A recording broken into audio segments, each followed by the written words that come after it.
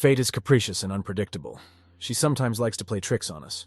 Our protagonist was looking for a chiromancer, Master Wang, when he was young. The meeting with the fortune teller took place. The chiromancer told an absurd thing. The master said our protagonist will always be alone. That's unfortunate. But after the divination, some very interesting things happened, and it made me doubt the chiromancer's words. Loneliness could only be a dream.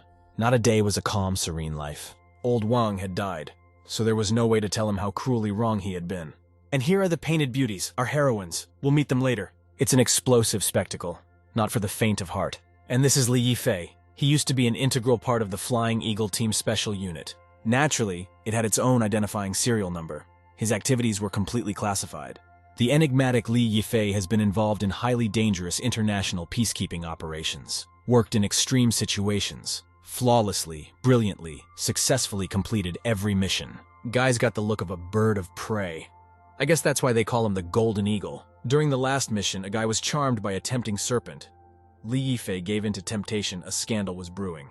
Forbidden fruit is sweet, but once it's eaten, it's a sin. I had to make amends somehow. Conflict was inevitable. Therefore, Li Yifei resigned. After a month, the fallen angel arrived in a remote town. In this town, he knew no one, and no one knew him. The crowded Shoujing station. Passengers are warned to be careful when exiting. Li Yifei has a new life. Instead of army clothes, he wore a strict formal suit. The guy became a regular office employee. But will you always be able to play the role of the extraordinary employee? A cigarette can be put out. But how do you drown out the memories of the past? A robbery in broad daylight on a crowded street. Some lout with a giant physique stole a tiny, fragile girl's purse. A voice came from the car. Someone asked me to stop the robber. A gorgeous beauty rolled down the window in the car. She was talking on the phone and watched the robbery closely. The thief was rushing down the street at full speed. Li Yifei happened to get in his way. The guy was unfazed. He didn't seem to notice the pickpocket. The bandit was running away at a breakneck pace. In his hand was all the little girl's emergency savings. Why didn't the fearless Li Yifei stop the insolent thug? He could have easily taught this bully a lesson and broken his bones in no time. The unflappable Li Yifei didn't want to be a hero anymore. He longed to be an ordinary man. He also carefully hid his past life from others. A beautiful woman in a luxury car is talking on the phone. She complains that there are tons of rich guys around her, potential suitors. However, none of them meet her parents' requirements. It seems like the conversation in the car will go on forever. How can the poor driver stand it? The huge Huayang commercial building. This is where our humble protagonist comes almost every day now. The guy's job is very ordinary, quietly, peacefully working from bell to bell. A former intrepid special forces officer has become an ordinary security guard. A long time near the computer can enjoy a delicious breakfast. The feisty colleague asked the thoughtful Yifei to swallow his breakfast as quickly as possible. After all, they had to leave for their patrol. He was in no hurry to leave, though, and devoured his partner's breakfast with a greedy gaze. The cheerful security guard tirelessly praised Li Yifei's culinary skills. He said that there were many beautiful girls in the building who would appreciate the bachelor's dishes. In particular, a girl from a wealthy family. Principal Shu is considered particularly beautiful. Yifei stated that he doesn't want to grab stars from the sky. He's an ordinary security guard. He should date ordinary girls. A pretty girl was discussing something heatedly on the phone. During this conversation, she learned that her mother had called her once again. There are as many grooms as there are monkeys in the jungle, but we have to choose the one and only one and the sanest one. At that moment, the guard saw her. She was moving straight in their direction. The attractive girl with the wasp waist is the director of Huayang Trading Corporation. Her name is Shu Yingying. She's only 26 years old, but she's already overseeing multi-billion-dollar projects. The guard was as numb as a bandit in front of Ka, the boa constrictor. He was once again struck by Shu Yingying's stunning beauty. The trim Li Yifei greeted Director Shu in an army-like manner. He couldn't get rid of old habits from his civilian life. The principal stared at the guy intently. She seemed to realize that she had met him somewhere before. Li Yifei energetically gave his name. He explained that he was the company's new security guard. The director ordered Yifei to report to her office immediately. What an unexpected turn of events. It seemed that it wasn't only Li Yifei who was excited now, but also his partner. Why did the guy immediately fall under the top leader's scrutiny? The colleague thought that his partner and the director had known each other for a long time, and he mentally imagined what the two of them would do in the office. But Li Yifei claimed that he was meeting Director Shu for the first time in his life. The guards were discouraged. They were puzzled as to why the principal suddenly called Li Yifei to her room. Fate likes to give unexpected surprises. A few minutes later, someone's shadow appeared on the principal's door. The mysterious shadow was immovable. time seemed to stand still for a moment, and so did the shadow. There were heartbreaking screams from behind the door. The principal was arguing with her mother. The chief was outraged that her mother was constantly calling all the employees of the company for nothing. The director felt that the parent had embarrassed her in front of all her subordinates. The scandal did not subside. The frightened boy decided to hold off and not disturb his boss for the time being. The loud-voiced supervisor stopped shouting. There was silence. Apparently, the scandal of the relatives had subsided. The boy hesitantly knocked on the door and, after the principal's permission, went into the office. There was a smoking phone half stuck in the wall. From what he saw, Li Yifei's brain began to boil. The angry principal scolded the boy for not showing up at the right time, even though she had called him to come at the wrong time. Then she asked him to sign some paper, leave, and never come back. The perplexed guy saw his resignation agreement. He asked why the boss wanted to fire him so suddenly. The director sat immovable and did not explain the reason for the dismissal of the new employee. An indignant Li Yifei demanded a clear explanation of why he was being kicked out of the company. He had just gotten a job recently. He was performing his duties without flaws. It turns out that Director Shu saw that Li Yifei witnessed the robbery and didn't even try to stop the pickpocket. The chief declared that she didn't need such cowardly, heartless people. The boy asked me not to give him a high morale. After all, there were many witnesses in the crowded street, and everyone was indifferent, not trying to catch the bandit. About high morals, Director Shu really didn't want to talk about it, but she was outraged that her guard couldn't catch an ordinary thief. The serious boss said that she doubted her subordinate's professional abilities very much. She even suspected that Yifei might have been hired on someone else's recommendation. At that moment, the guy was like an angry tiger. For the first time, someone questioned his physical mental abilities. The former Special Forces officer was brought down to the bottom of the pile. The arrogant director once again asked the guard to hurry up and sign the paper and leave immediately. She didn't even want to look at her subordinate, but the boy was in no hurry to leave. Director Shu continued to humiliate him and called him a coward. She resented the fact that the security service hired such worthless people. But what is it? Where did this thing come from? Why was it in the guard's hands? Director Shu's eyes are perplexed. How could this have happened? The quiet guy put the wallet the thug stole on the table. He wanted to be a humble, unnoticed man, but he was forced to be a hero again. The dazed Principal Shu clearly realized that this was the exact wallet that the thief had taken away. But how did it end up in Yifei? The guy had to explain that he had quietly dealt with the robber and slightly punished the bandit. The jubilant criminal calmly counted the stolen money. The wallet contained a decent amount of money. Suddenly, karma caught up with the thief. Someone had dared to throw a stone at his head. It was our mysterious superhero, Li Yifei. He seemed to come out of nowhere. The brave guy easily and quickly defeated and punished the thief. He took the wallet and all the money the robber had with him. Will the superhero receive a monetary reward for his labors? Li Yifei said that after work, he was going to return the money to the girl who was robbed by the bandit. But Director Shu couldn't understand why the guy didn't rush to help right away. The guy calmly explained that he doesn't like to perform feats in public. He does not want to be a hero in the eyes of people. He is satisfied with the life of an ordinary person. Yifei may not sincerely aspire to be a hero. However, life may someday force him to put on a superhero costume. It is often hard to argue with fate. The dumbfounded director was shocked by the heroic deed and modesty of her employee. She was a shrewd girl, but she could not adequately appreciate the guard's abilities. The serene Yifei said that his boss is quite unsighted, seeing only what is on the surface and not seeing into the root. Winner wanted to leave the office, but the boss stopped him. The concerned director called back the Human Resources Department. She ordered a copy of Li Yifei's profile from the security department immediately. Xu Yingying scrutinized the data she received from the Human Resources Department. She thought about something for a long time. The excited boy's face was covered with sweat. Did the principal really know who he was? The profile indicated that Yifei had served in the army, and that seemed to interest the director. The anxious boy realized that the government had long ago destroyed his traces of his service in the special forces. Only the records of his days in the training camp remained. He had to pull himself together and answer calmly, so as not to arouse suspicion. The director thought intensely. Gone into the astral. Apparently, she didn't even notice the presence of the new employee. The landline phone was ringing off the hook. Who was disturbing the important director again? Someone showed up at the company. It really upset the director. The intruder was already approaching the office. The guards were powerless. It looked like the meeting between the intruder and Director Shu was inevitable. The boss rose decisively from her chair. Apparently, she had something very important to say to the new employee. The distraught director hurriedly asked the new employee to forget what she had recently said to him. She said that she had a very important task for Li Yifei. The heavens have fallen to earth. The principal seemed to have lost her sanity. She suddenly offered the new guard to be her boyfriend. Yifei had seen and experienced a lot of things during his service in the Special Forces. It was hard to frighten or surprise him.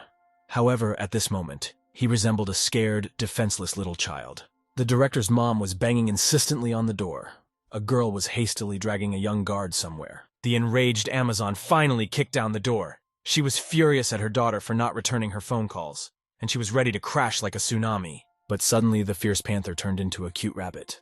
Mom was humbled and touched to the core. Her eyes radiated unbridled joy. Crossed arms, crossed legs, crossed fate, crossed fate. Ife's brain has taken a vacation. Unearthly pleasure, unbridled emotion gushed forth ceaselessly. Next day, Pyongyang Airport. After landing, an exciting, unforgettable adventure awaits us. Shu's mom is thrilled. She saw her darling daughter with a handsome guy, a potential son-in-law. The embarrassed Li Yifei had to say that he was Shu Yingying's boyfriend. After all, that seemed to be what the principal wanted. Shu's happy mom invited her future son-in-law to visit her home during Chinese New Year. No refusal was accepted. Do no good, you will receive no evil. The executive boy acted as instructed. But why did Director Shu decide to spoil his handsome face a little? Li Yifei accidentally named his bride-to-be Director Shu. He forgot that he was no longer a security guard, but his boss's boyfriend. This made the girl very angry. I had to once again apologize to the willful girl, otherwise my face might get hurt again. Ingen reminded him that her dad was very astute, and they must be careful not to have their plan declassified. The bulging bastards appeared in the street.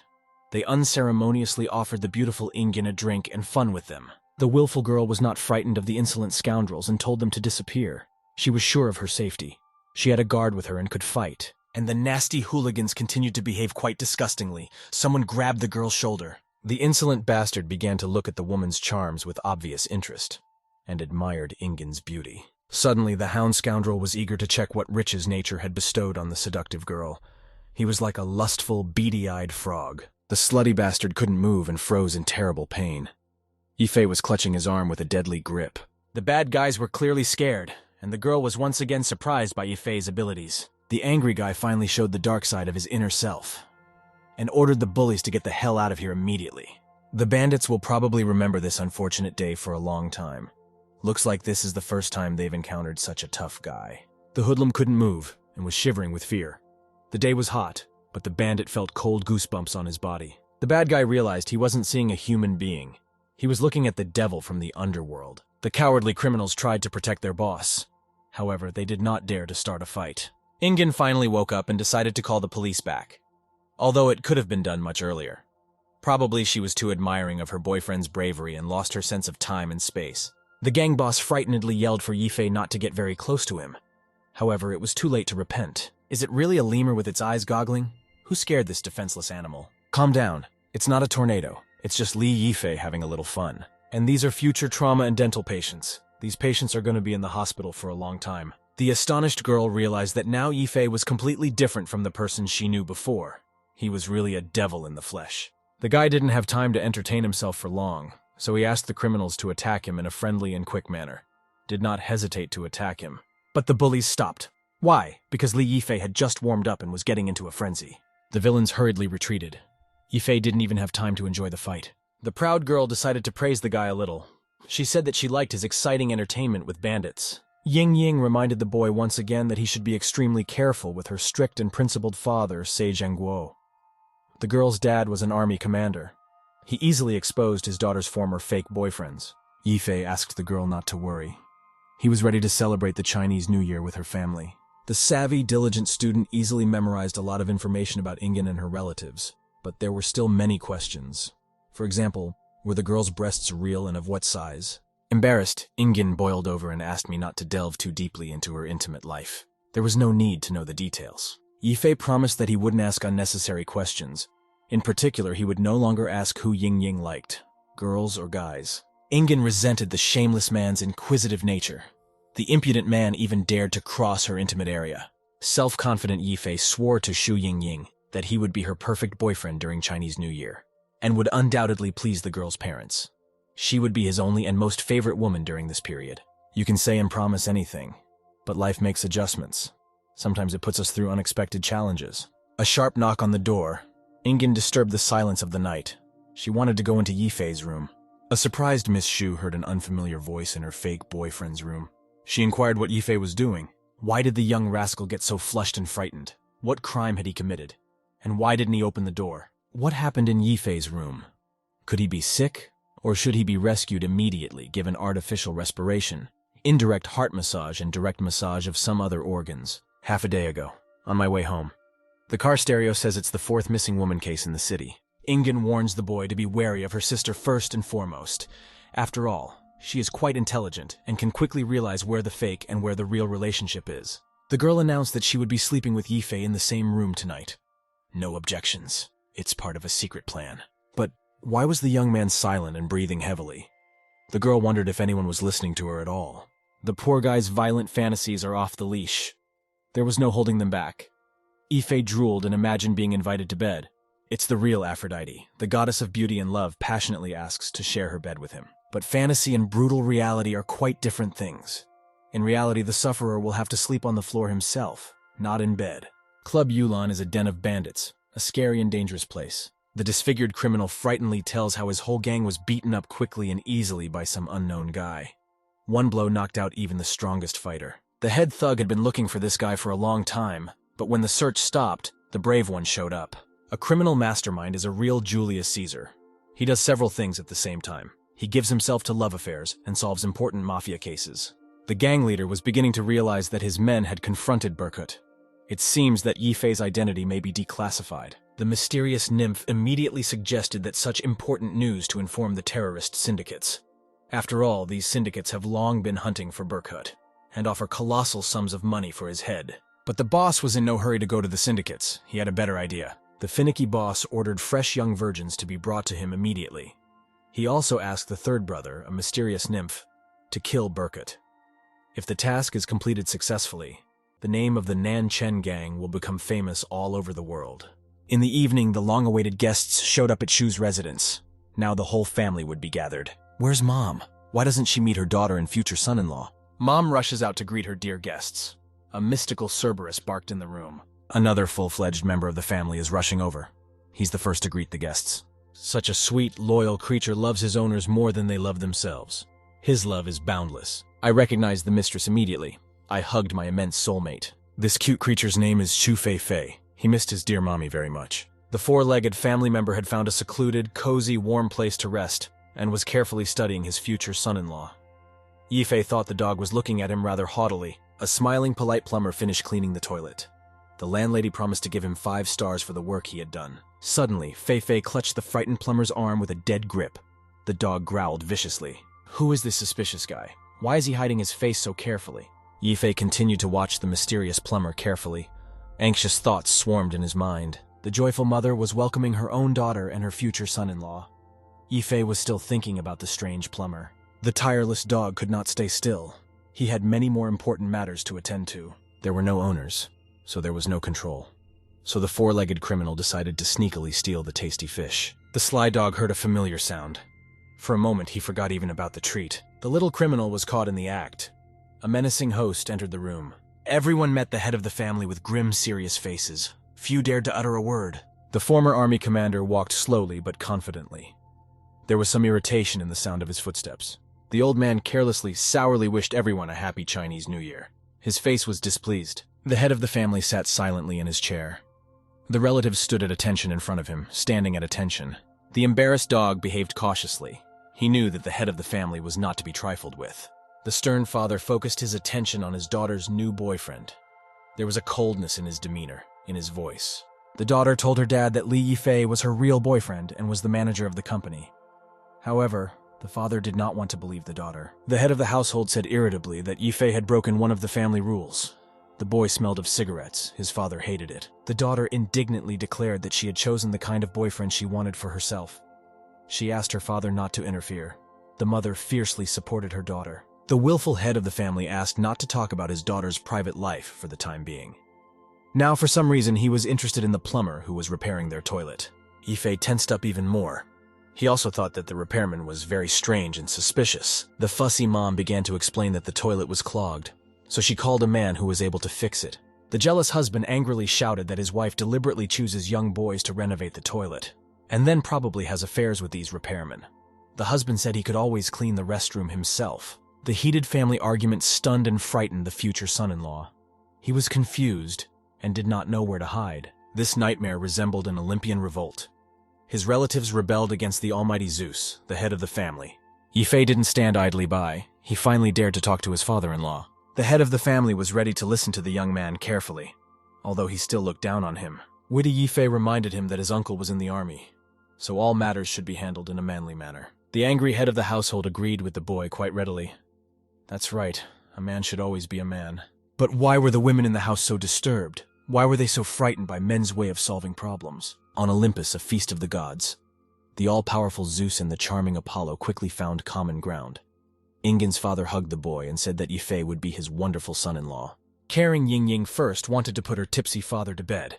Then she promised to scold Yifei, but the boy promptly ran to the brooding study. Even after the raging feast, the former Special Forces officer remained sober-minded. He managed to successfully pass the first stage of the test. Our hero gathers his strength. The second stage of the test is ahead. Why was the guy so interested in the toilet? Maybe he wanted to hug it after a good feast. First, Yifei checked the drain pan thoroughly. Once again, his intuition did not fail him. Turns out the repairman remodeled the cistern and put a bomb in it, and it needs to be defused now. Now there was no doubt that the plumber was no ordinary worker, and he didn't come to the house to fix the toilet. Ordinary gangsters can't build a bomb like this. Perhaps this deadly creation belongs to a terrorist syndicate. Apparently the timer on the bomb was set for half an hour. We need to act now. The shrewd Yifei had already spent a lot of time getting his uncle drunk and diverting the attention of the other occupants of the house. Now the main thing is not to make a mistake and do the right thing. In this case, to make a mistake is to fall into the arms of death. There were more than 2 minutes left to defuse the bomb. Yifei believed that in that time he would be able to eliminate the deadly threat to the surrounding people. There was a strange sound. Someone's going to the restroom? We can't let Yifei see this object from this angle. Then he'll obviously forget about the bomb and won't be able to disarm it. A woman can always show up at the most opportune moment. This mysterious beauty wasn't even called, but she showed up. A delightful meeting of two lonely hearts in such a romantic place. The girl was extremely surprised. It's not every day you see a strange man in your toilet. There was something slippery under her foot. The stranger screamed shrilly. The astonished girl flew at the speed of light to the dumbfounded guy. It seemed that time stopped then, and the brain shut down. It was like the explosion of a supermassive star. It all happened in a matter of seconds. The girl felt pain in some part of her body, and at the same time she couldn't stop admiring the man's unearthly beauty. A real man will always come to a woman's aid. He will support her in a difficult moment. Guys have a very developed tactile sense. Men's hands cannot get bored and idle. There was a knocking at the door. The stranger moaned, screamed, and made many unintelligible noises. A surprised Ying tried to figure out why her sister Shan was screaming wildly in the bathroom. They were heartbreaking screams. Yifei tried to explain that he was his own man, and Ying is his girlfriend. Shan didn't seem to be in a hurry to get up. She felt quite cozy and comfortable in his arms. Time is running inexorably. We're seconds away from the explosion. There was a slight click, but there was no big bang. What happened? The frightened Shan gasped. The room was filled with smoke. A bewildered Ingen knocked desperately on the door, and her exhausted sister felt quite safe in the strong arms of the handsome man. Why are Yifei and Shan so hot? Why is there a blush on their faces? And why is Ying wildly agitated? Finally, the door opened. Ingen burst into the bathroom. You can't see a thing. The acrid smoke completely filled the room. The sisters were screaming, trying to find each other in the thick smoke. The confused Ingen still couldn't clearly understand what had happened. And where is the future son-in-law? Time's up. The bomb should have exploded, but it didn't. They were on the verge of death. However, Yifei had always won in death games. Looks like he didn't lose this time. It's morning at the Exu residence. What does the new day hold? The lady in the revealing blue outfit is Ying's younger sister. Her name is Shan. She politely wished Yifei a good morning. The guy also wished everyone a good morning, and tried to hurriedly sit down between the two beauties. The seductive Shan stared intently at her sister's new boyfriend. She seemed to have something very important to say. The sister-in-law tried to calm the embarrassed future son-in-law. She whispered quietly in his ear that she would not tell anyone about the events of the previous night. Yifei thought his sister-in-law was very sweet and caring. She seemed like an angel in the flesh. However, the angel was also very prescient. Little sister suddenly inquired about how much money Yifei received for playing the fake boyfriend. The embarrassed boy, like a child, began to make excuses. He claimed that Ingen was his real girlfriend, and they were in a serious relationship. But even a strong man can find weaknesses. Our valiant ex-army man was no exception. Those around us could only see the tip of the iceberg. But what did the bottomless deep waters hide? Sweet Angel was too stubborn and wanted to know the real truth. The heavy artillery came in. Angel didn't even try to surrender. His opponent was practically disarmed. But even under heavy torture, he remained stubbornly silent. Ingen's mind is a pile of questions. She didn't understand why the guy was so distracted and shamed. Mom brought a delicious dish. Earlier, the eldest daughter had lied to her that Yifei had been out with friends last night and didn't return on time. Caring mom asked her future son-in-law to stay the night at their house. The boy didn't even know what to say. He was attacked from the right and left flanks. That's what girls need healed shoes for. It's one of their powerful tools. Annoyed, Ingen asked the guy to think with his brain and not some other place. Her eyes were full of anger. The poor man's electrified body trembled. His brain shut down. His animal instincts kicked in. Yifei's thoughts wandered in otherworldly realms. He was captivated by a sweet, kind angel and a passionate, seductive devil. Beloved Shanshan was going to practice at the dance studio. She asked her big sister to pick her up in the afternoon. The stern Ingen indignantly advised her younger sister not to wear revealing, provocative clothes, and asked her to finish the dance early.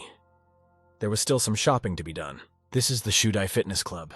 You can see many graceful and seductive girls here. We got here on time. We still need to find Shanshan. A warrior maiden never leaves her weapons behind. I carry all of mine. The young gentleman was quite obliging, asked Ingen to take care of herself. The restless girl headed impetuously to the fitness club. The guy asked her to slow down. Pleasantly surprised, Ying noted that Yifei was playing the role of her boyfriend more and more believably. It seemed that deep down it pleased her. The girl praised the boy, but she also asked him not to be too important, not to get too cocky. This young terpsichore is very graceful and talented. She's also incredibly perceptive. She can easily recognize where the truth is and where lies are. The adorable dance goddess is Ingen's twin sister. She is quite intelligent, just like her older sister. However, she is not interested in business. Shanshan could easily and quickly expose her older sister's bogus boyfriends. Therefore, one should be extremely careful in the presence of this graceful goddess. A disgruntled Ingen stopped suddenly. Apparently another question was keeping her calm. The girl wanted to know where her supposed boyfriend had disappeared last night. She seemed to be waiting for a detailed report. The girl's unceremonious behavior angered the guy. She had overstepped the bounds of what was permissible. Angry Yifei reminded him that he was not a loyal guard dog. His freedom should not be restricted. However, the persistent girl wanted to know absolutely everything about her fake boyfriend, although she did not want to tell some details about herself. Ying asked that Yifei do his best to make their joint plan a success. She promised him a high position in her company. The stubborn girl wouldn't let it go. She wanted to know where the boy had spent last night. A disgruntled Yifei said that excessive curiosity does not lead to good. He should have his own life and secrets. The guy vowed to help the girl, but he doesn't want a high position. He wants to be a regular guy. Reaction to Li Yifei's defiant response. So why does this guy want to be in the shadows? The astonished girl felt as if she had been hit by a cold shower. The boy's answer surprised her. The unpredictable Yifei refused to accept any high positions, but he said he was ready to successfully complete the proposed deal. Surrounding people began to actively gossip and talk about the beautiful couple. Someone suggested that the lovers were breaking up. Another person called Ingen an arrogant, cunning vixen. A stunned Ingen demanded an explanation. How could anyone refuse the queen's favors? The graceful terpsichore was out of dance class. She was ready to go to the mall now. People couldn't stop bantering and gossiping. They assumed that Shanshan was the handsome guy's legal wife. The older sister, on the other hand, was his bitchy mistress. Sweet Shanshan took her companion under her arm and literally dragged him behind her. Elder sister was indignant. Was she really starting to be eaten up by jealousy? The mall is crowded. There's nowhere to fall. The smug guy was in between two charming beauties, and Shanshan was silently admiring the different clothes. Her older sister was deep in thought and was indifferent to everything. Shopping didn't appeal to the guy. He was like an elephant in a china shop among a pile of women's things. Fate has prepared another serious and sometimes pleasant ordeal for the guy. He was dragged into a lingerie store. The curious saleswoman thought that Shanshan and her companion were husband and wife. The older sister felt superfluous. The guy was being carefully fitted for new underwear, but he didn't even know what size his underwear was. The smiling saleswoman asked the girl to take her boyfriend's measurements. It was truly an unexpected turn of events. The puzzled girl froze with the man's underpants. She thought she was about to be led to the scaffold. The assignment is simple. All you have to do is put your underwear on a guy. Why be so scared? A jubilant Yifei was over the moon. He encouraged the girl in every possible way. He asked her to do what a real girl should do without any embarrassment. It seems the perceptive younger sister suspected something wrong. Can't Ingen even touch her boyfriend? The older sister hesitantly approached her fictitious boyfriend. She must get her measurements down and not fail the secret plan. The young prankster said that he had done this to his girlfriend many times before. He asked Ingen not to worry. He terribly wanted her at his feet. The dazed poor woman with men's underwear in her hands resembled a defeated opponent with a white flag. She felt ashamed and humiliated. It's good to be in the clouds, but sometimes you have to watch your step. Is this some kind of new martial art? Kudo or judo or Thai boxing? What was that? The thoughts blended into one big lump. What is she looking for so thoroughly? Is it lost virginity? Banana is a very caloric, healthy berry. Bananas lift your mood and help prevent stress. Banana fruits are 6 to 30 centimeters long. Their diameter is from 2 to 5 centimeters. Each banana bush has a different fruit. The store is great. Lots of different underwear in the assortment. And you can see a free rocking show. Why is the main character so flushed? Does he have a fever? Do you need to call an ambulance right away? The customers were shocked. One would have to be too hungry to do such a thing in broad daylight in a public place. Shanshan was extremely worried about the condition of her brother-in-law and her sister. The young gentleman helped the girl up. The exhausted Ingen was like a rag doll without thoughts or feelings. I did what I thought was best, but it's always the same. Good thing I didn't get a slap on the wrist. The angry girl was burning with shame. She asked the boy to get away from her. She couldn't look at the shameless, beautiful face. Nothing can be hidden from Shanshan's eyes. She noticed that her sister and brother-in-law were always feuding. The shrewd Shanshan thought again that Yifei was her sister's fake boyfriend. She kept her eyes on the handsome man. Obviously, the younger sister had deliberately tripped up her older sister to put her in a very awkward position. But the savvy Ingen pulled herself together and calmly picked out her bras. She pretended that nothing had happened. Ingen has been hard at work preparing for bra day. On this day, all employees of their company can come wearing only one piece of underwear. Only women worked in Ingen's office. The voluptuous guy presented them all in the same underwear. The young Don Juan thought he was very handsome. Any woman in the office would not be able to resist his masculine charm, but he himself could easily be tempted. The only man among many beauties. Paradise. This is the picture painted by the unbridled fantasies of a shameless man. Bargain shopper. Now you can wear a new bra every day. This must be a dream, right? Yifei is asking for the top job, and is willing to protect his favorite boss at all times. The girl heard a sharp sound. What was that? It sounded like an explosion. A dejected Ingen walked through the mall. She didn't notice anyone. A distraught Ying Ying called all the men shameless scum.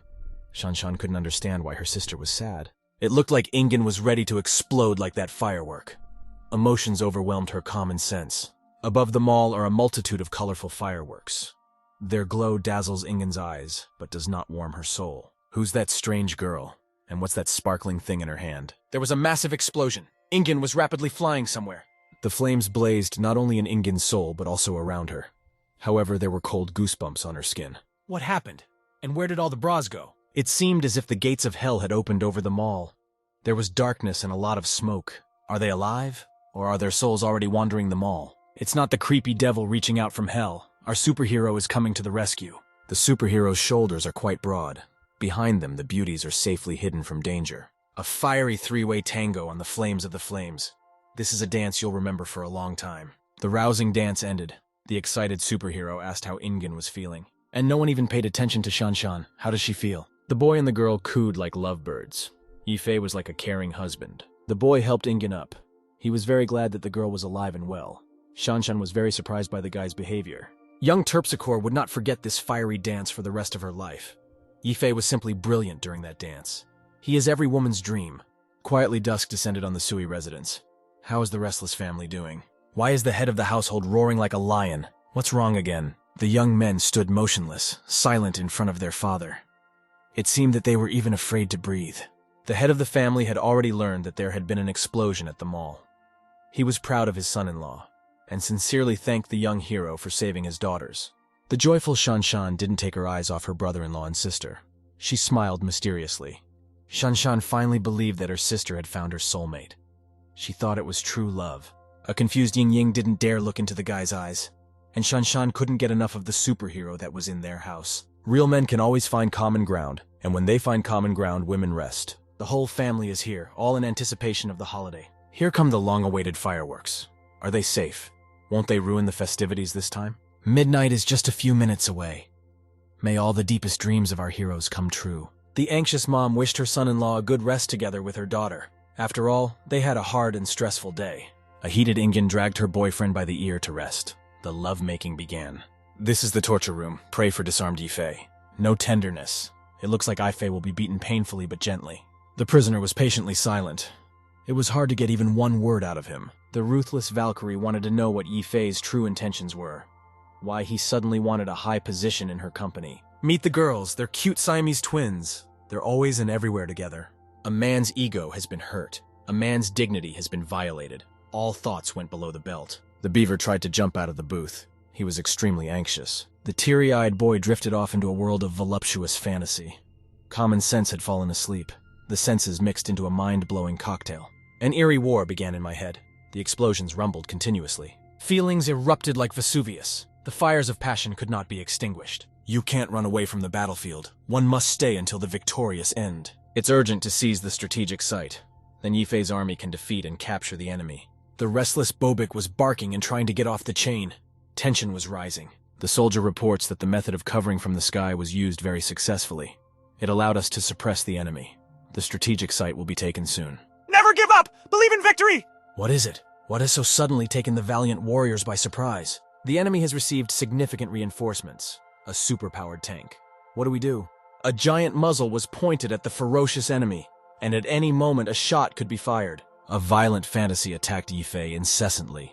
In his fantasies, he frantically attacked the super tank and his opponent. Looks like the enemy has another powerful weapon. It can really hurt a man's dignity. The warrior was alone on the battlefield. The enemy wanted to destroy him and take over the world. The angry girl tried to bring Yifei to his senses. The dazed boy couldn't break free from his fantasy world. He was stuck with his head in his dreams like a swamp. The ashamed boy mentally said goodbye to life.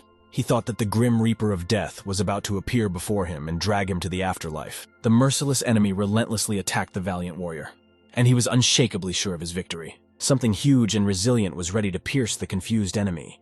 Was it some kind of new super-powered weapon? Guy's super-powered weapon is hard for a girl to resist, and it's useless to resist. What is it? Is it a woman's joy? It's a perfectly normal mushroom with a big head and a nice stalk. Why does Mom think it's stale? Mom's in shock. Did she eat a poisonous mushroom? The keeper of the household admired her son-in-law's endurance. The boy had had a hard day. However, he still has enough strength to have fun with her daughter. The enemy is safely hidden behind two huge hills, a good position for an attack. The valiant warrior blushed like a boiled crawfish. He must have been too tired during the fierce battle. The enraged girl was like a furious panther. She called the valiant warrior a shameless man. The bewildered guy said his weapon went off spontaneously. It was a natural male reaction. However, Ingen was determined to tie the shameless man's hands. The enraged panther went on the attack. The prey was just around the corner. It reminded me of a fight between two strong predators. Who would win? The youngest daughter told her father that Yifei and Ying Ying love each other to the point of madness, and they are a real couple in love. An eerie rumbling sound came from Ingen's bedroom. That's suspicious. What happened? The father and his youngest daughter looked into the bedroom. They were obviously surprised and shaken to the core. Naughty kids having fun. Fate bound them together forever. The dumbfounded father and his youngest daughter froze near the door. It seemed as if they had seen a ghost. The relatives couldn't even think that Ingen and her boyfriend liked to play such daring games. It is frightening and at the same time a burning interest. A confused Ingen fell into her own trap. It was difficult to free herself. The rope must have been enchanted. The more you untie it, the more tangled it becomes. The shocked father thought he was dreaming. He did not want to believe that his daughter adored such an unusual fetish. The poor man tried to escape from his passionate thoughts, but it was in vain. He was more and more captivated by voluptuous, unrestrained fantasies. Naughty children grow up fast. They have new games, new hobbies. Is it Dad? Or maybe it's a rebel zombie. The rope is finally untied. Now we must go and bring the stunned father to his senses. Have they been declassified? They were being modest and quiet. The astonished father ran away at the speed of light. Gone and gone. No one could stop him. Shanxing Night Park.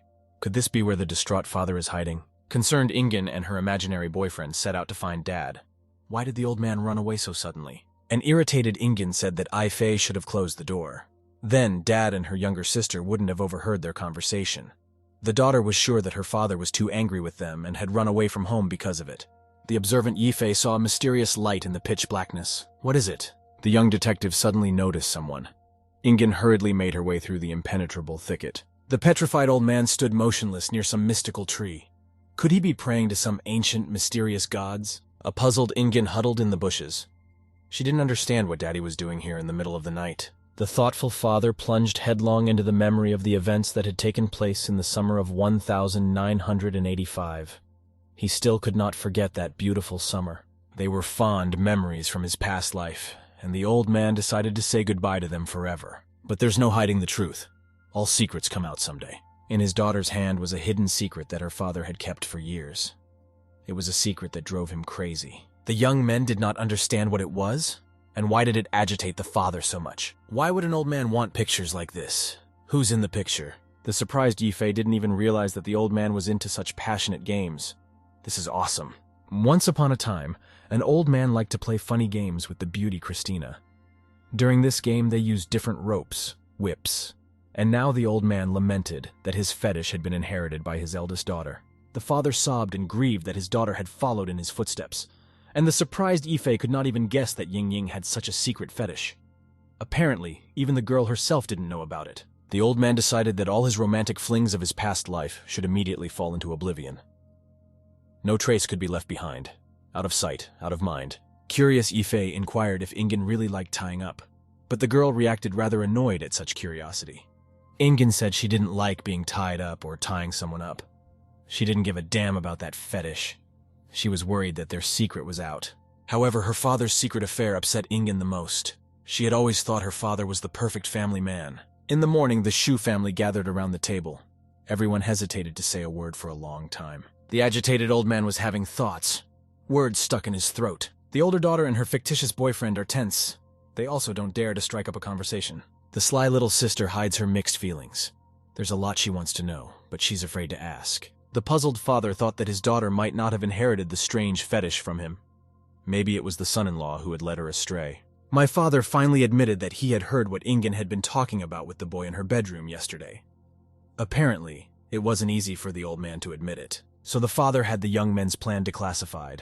They're clearly out of luck. However, the old man did not want to reveal the young people's secret. He asked them not to do it again.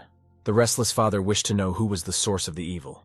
Had Li Yifei pushed his daughter down the wrong path? The angry girl began to zealously defend the guy. She said that she had invented everything herself. The daughter also admitted that she knew everything about her father's love affairs in his youth. The shocked old man had not expected to hear such truth. Was his daughter prone to masochism? And how did she know about his secret amorous affairs? The frightened father decided that he urgently needed to get rid of some things. Why was he so concerned about these mysterious things? The silent old man quickly left the room. He was probably in a hurry. As always, it was the long-suffering son-in-law who was the worst offender. All the dogs were pinned on him. The astonished child could not understand what he had done again. Why did Ingen treat him so rudely? The concerned girl assumed that her father had gone to call the police. He had done so before when he discovered his daughter's fictitious boyfriends. Ying Ying asked the guy not to panic and to hurry up and pack. She planned to put Yifei on a plane. Big sister went to the underground parking lot. Yifei hurriedly packed his things. You can't hide anything from her younger sister's inquisitive eyes. Where are Ingen and her brother-in-law going? The underground parking lot was deserted. The girl was hurriedly preparing to leave for the airport. The young lady was visibly nervous. She looked at her watch impatiently. However, Yifei was not there yet. Or was that behind the girl the shadow of the long-awaited Yifei? The bird was caught in someone's strong clutches. Such an unexpected fright can make you faint. Where is the soulless, vile monster trying to take the girl? Why would he want her? There was an ominous silence in the parking lot. Who could save Ingen? Yifei suddenly appeared. He was looking for Ying Ying. The only people in the parking lot were a surprised Yifei and some strange janitor. Where was Ying Ying? Why was it dark in the parking lot? No one even thought to turn on the lights. That's very strange and suspicious. And the janitor was very clever. He's a good fighter. The undaunted Yifei didn't hesitate. He prepared for another attack by the enemy. However, the opponent was in no hurry to attack. Perhaps he wanted to play with his prey like a cat with a mouse. Unperturbed, Yifei clearly realized that the plumber in front of him was the same plumber who had recently fixed the toilet in Shu residence.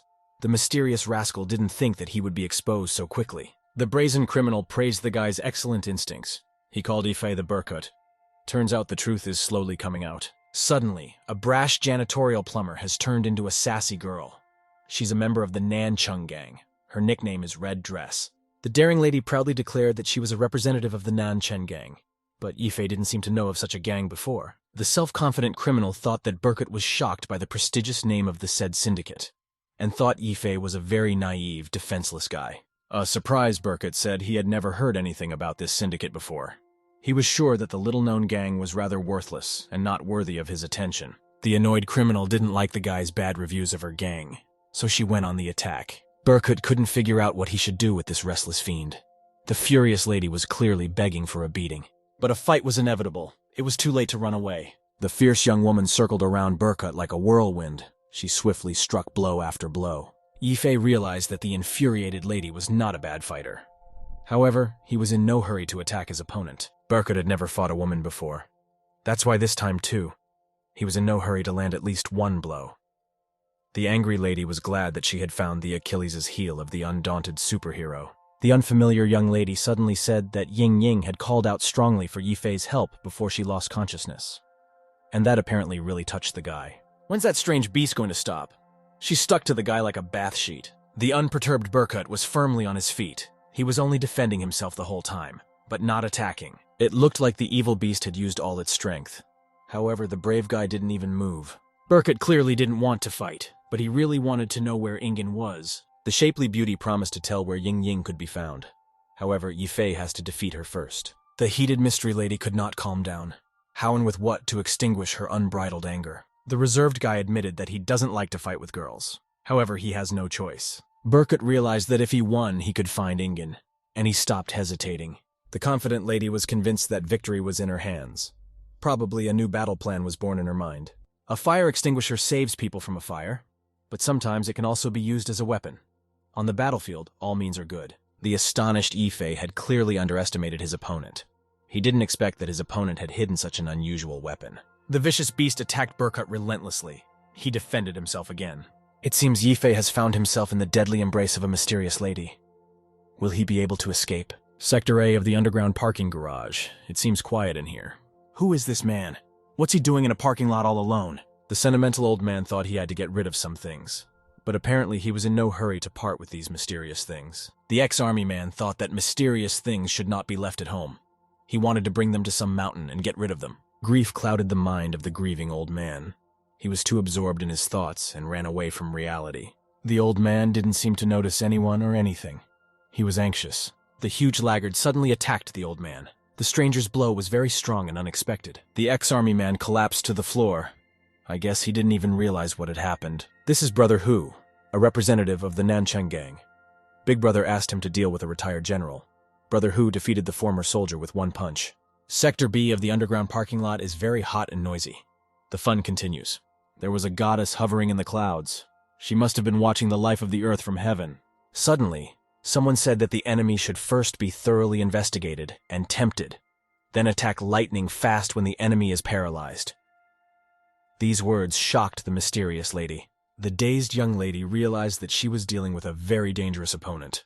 Her rival is well acquainted with the working methods of Southeast Asian spies. The phoenix seemed to have risen from the ashes and smoke. The enemy was disarmed. Burkett realized that the mysterious lady from Ruin gone. He now clearly knew who his enemy was. With a powerful leg kick, Burkett helped the mysterious lady fly quite high. Finally, the guy stopped defending himself and started attacking. It seems the enemy didn't expect to face such a powerful, crushing force. And tricks will no longer do the trick. The frightened lady pleaded for the guy to spare her. She reminded that Burkett had never killed a woman. Yifei had indeed once sworn that he would never hurt or kill women. Will he be good-hearted this time? This lady called herself a woman, but she had the sexual limitations of a man. And Burkett suddenly revealed this secret. The mysterious lady hid her manhood so well. How did Burkett know the truth? The inquisitive Burkett made a very thorough investigation. As a result, he found out that the lady's bolt was a pretty big one, as big as half of his dick. It's not for nothing that the lady's gait was very strange. The cunning lady couldn't be satisfied. She decided to use one last resort. What's the wily young lady up to this time?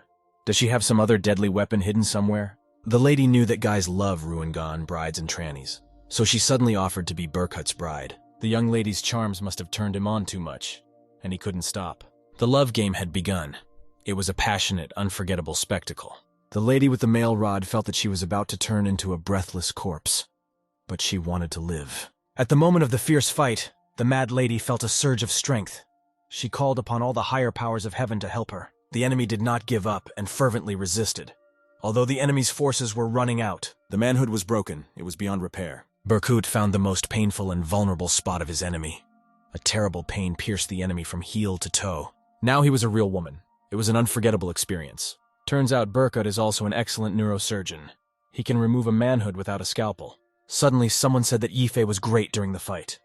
Whose shadow is that? An unfamiliar fellow appeared. He was delighted at Berkut's skillful escape from the dangerous trap. He seems like a nice guy. Why the sudden appearance? This courageous guy's name is Hong. His family was very poor and he went to earn money in the army. The guy was a scout for Ruin Gong. After retiring, Hong joined the syndicate. However, he lost a shipment of forbidden goods and was up to his ears in debt. The boss forced the guy to have a sex change operation in a Southeast Asian country. Couldn't say no to the boss. The guy wanted to live. After his gender change, Hong was nicknamed Red Dress. His face was completely different. Red Dress worked in a nightclub. He had to endure harassment from men to pay off his debt. One day, a very strong, smiling guy appeared, who in an instant beat-up, mutilated all of Hong's abusers. He was a real superhero. The manly guy thought that Red Dress was a precious find for Nan Chen's gang. He invited Hong to join their gang. Then the charming smile of the courageous guy disarmed Red Dress, and he resolved to always faithfully serve the Nan Chen gang. The stranger seemed to come out of nowhere. He was smiling and very confident. The cheerful Skalazab simply showered Berkut with compliments. He was extremely surprised that Yifei had figured out the secret of the red dress so easily. The strange stranger finally realized why the syndicates were offering huge sums of money for Berkut's head. Yifei is truly uncontrollable and dangerous. The stranger said that his name was Chung Yuan. He was sure that Berkut looked too much like him. Suddenly, the guy claimed that Berkut had changed a lot after the army, and now Yifei had become like an ordinary person. Chung Yuan wondered who had changed Berkut's lifestyle so drastically. Did Ying Ying really do it? Angry Berkut ordered the guy to release Ingen immediately. He threatened to kill anyone who harmed the girl. But the funny man wasn't afraid. He wanted to play on Berkut's nerves. The careless joker was behind Yifei in no time. How did he teleport so quickly? Was it not a human, but a ghost? Dodgy Berkut didn't wait to be stabbed in the back. He started defending himself. Chung Yuan said that he had already studied all of Berkut's fighting techniques. He thought he was quite slow and clumsy. The enemy turned out to be very cunning, like a fox. His actions are unpredictable. Is it a fight? Or perhaps it's a love affair? What a touching, romantic scene. Where's the lover running off to so quickly? There's no hiding from the merry man's naughty hands. It seems the persistent bandit is trying to let Berkut's guard down. It was hard to anticipate the actions of an insidious adversary. The golden eagle was at the center of the tornado. Was he scared? Or was he waiting for the enemy to run out of steam? However, the jolly man seemed to enjoy this kind of survival game. He was addicted to the game to the point of self-indulgence. Suddenly, the mischievous joker saddled a stroppy horse. Chung Yuan used the Shenlong castle during the battle.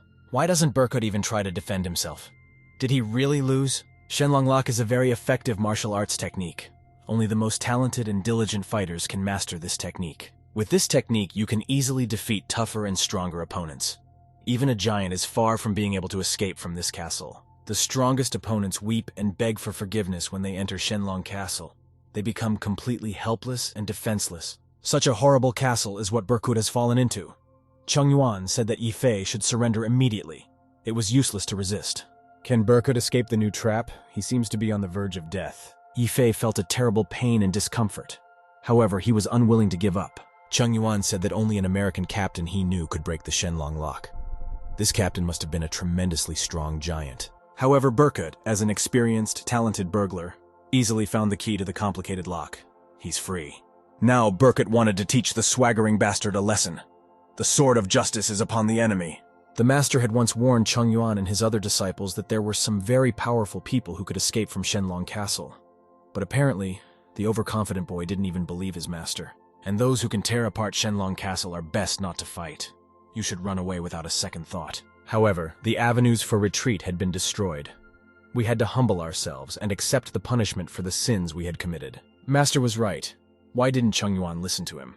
Now he must be bitterly regretting being overconfident. The spaceship is launched. What planet or star will it end up on? The bandit's pretty face was damaged in the battle.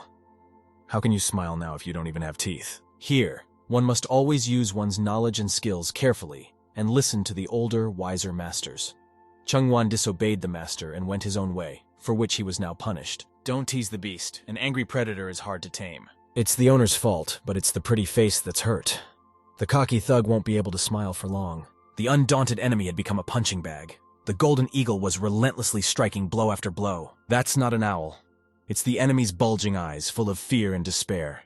The enraged Burkut demanded that the bandit tell him where Ingen was now. His fist was ready to strike again. But the stubborn man was silent. He received many blows to different parts of his body. The formidable Burkut said that before that he had only tickled his enemy. But if the criminal continues to remain silent, he will experience hellish torment. The weary villain tried to smile and tease Burkut. However, it seemed to be laughter through tears. The mutilated thug called Yifei a proud and arrogant eagle. However, the bandit believed that in real life, Burkut suppressed his true instincts and resembled a sheep. The criminal couldn't understand why Yifei suppresses his inner desire to kill. Why doesn't Burkut want to be a predator? The bandit refused to say where Ingen was hidden. Will a real predator awaken in Burkut and kill his enemy? Director Shu reports that their company has high ratings this year. Thanks all colleagues for doing a great job. The employees bowed their heads to the chief. They are ready to continue working hard and productively for the benefit of the company. The tempter serpent follows Ingen everywhere and all the time, even comes into her dreams. The Don Juan seems to have grown out of the ground. He makes my heart beat faster. How tender his touch is. How caring and attentive this guy is. He is an artist's dream and many women's dream. Why is Li Yifei constantly in Ying Ying's head? Who gave him permission to go in there? Why is he disturbing Aphrodite's soul? The confused girl decided to punish Yifei. She spared no effort and struck a powerful blow. What is it? Where's the shameless man? How quickly the impudent one got away. The girl woke up. It turned out that she had seen her tempter snake in her dream. Tied up Ingen is in the trunk of the car. It's incredibly noisy outside. An angry Ingen broke free. She was determined to find the shameless man and punish him. The tempter serpent was very busy. He was too engrossed in the fight and didn't even notice the surprised Ingen. The ruthless local stopped. Was it really the voice of the one he had been searching for so long? The cruel punisher turned into a surprised, joyful boy. Had he seen his favorite toy? The distraught boy began to hastily untie Ingen. He apologized for getting too involved in the fight and not being able to release the girl quickly. Caring Yifei tried his best to please his princess. He even forgot about his insidious enemies. And why is the mutilated bandit laughing wildly? Does he have a mental disorder, a nervous insanity? The mad criminal looked contemptuously at the couple. He couldn't understand why the all-powerful Burkut had decided to become an ordinary man because of some woman. At last, Ingen could see the face of her captor. The villain's makeup was excellent. The makeup artist had done an excellent job. Suddenly, the criminal confidently declared that Ahu had already sent the entire Ingen family to the other world. The bandit believed that Ahu was the strongest in their syndicate and could not be defeated even by Burkut. An unexpected turn of events. Is the Ingen family gone?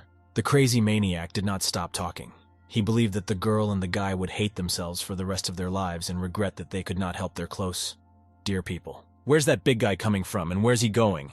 Why is he yelling so scared? It's the invincible Ahu. Is he still alive? Suddenly the giant's huge shadow appeared. One bandit was lying unconscious. The other was screaming fearfully. Yifei and Ying Ying tried to understand what had happened. The old general wondered why a half-dead thug was called invincible. It was just a mountain of meat. And Hu could hardly breathe. He was afraid to even move. Once upon a time, a martial arts master insinuated to Ahu that the guy had tremendous strength. This master also believed that the gangster's body was perfect and invulnerable. The master must have been right, and Hu was incredibly strong. But could he control his strength? The menacing voice of the head of the Shu family rang out. He said that Ahu didn't even know what gunpowder smelled like. He also said that the huge lout had never been to a real battlefield. Old Shu believed that a body could be called perfect if it was covered with scars. That was exactly the kind of body the retired general had. Ingen was glad to see her dad alive and well. Her father probably didn't expect to meet his daughter in such a dangerous place. The front of the retired general's torso was completely scarred from gunshot wounds and burns, but his back was clean and unharmed. He used to be sent to the front lines often. Burkut said a polite hello to the retired general. The observant Yifei realized that the old man had been to more than one battlefield and had vast experience in combat operations. The old man saw the mutilated bandit. He must have realized that it was the same bastard who had kidnapped his daughter. The retired general clearly admired his future son-in-law. He was madly glad that the boy was able to protect his daughter. Shining Yifei declared that it was his duty to protect Ying Ying. At this time, the outlaw was still wondering why second brother had been defeated. A formidable retired general said that power must be used rationally. Huge power without intelligence is a bubble. The perpetrators were warned not to move. The police have already been called. But the bandits didn't want to fall into the hands of the police, so they thought about how to escape. Why is it so noisy again? Not a moment's peace. The criminals revolted. They gathered the remnants of their forces and began to desperately attack their opponents. Chung Yuan decided to see if the retired general could break out of Shenlong Castle. Perhaps the bandit thought that the old man had already lost his strength over the years. The overconfident Ahu thought that Berkut was quite weak. Therefore, he will definitely win this time. Can the old man escape from the deadly castle? Does he have any strength left? How will the fight between Berkut and Ahu end? In terms of weight and physique, the opponents are completely different. The old eagle has fallen into a trap. The enemy triumphs. And Hu started to show off the power of his huge fists again. He resembles a clumsy bear. Is this really a knockout? Will Berkut survive another fight? However, the thug's blow was a mosquito bite for Yifei. The unshakable Berkut was able to stay on his feet and keep his composure. The scrawny scumbag was frozen with fear. He struck with all his might, but Berkut didn't even move. So that's what the clumsy little bugger's for. It's a great battering ram for breaking down walls. Yifei must have been bored. He wanted to fight someone else. He couldn't find a worthy opponent. The old man broke out of the trap quite easily and quickly. The arrogant bandit was completely disarmed and immovable. Once upon a time, the one-armed Dragon Master had created a very effective attack technique, and Chung Yuan decided to use this technique during the battle. However, the wise old man had no problem blocking the cunning attack. The retired general had been through a lot and knew a lot of things and people.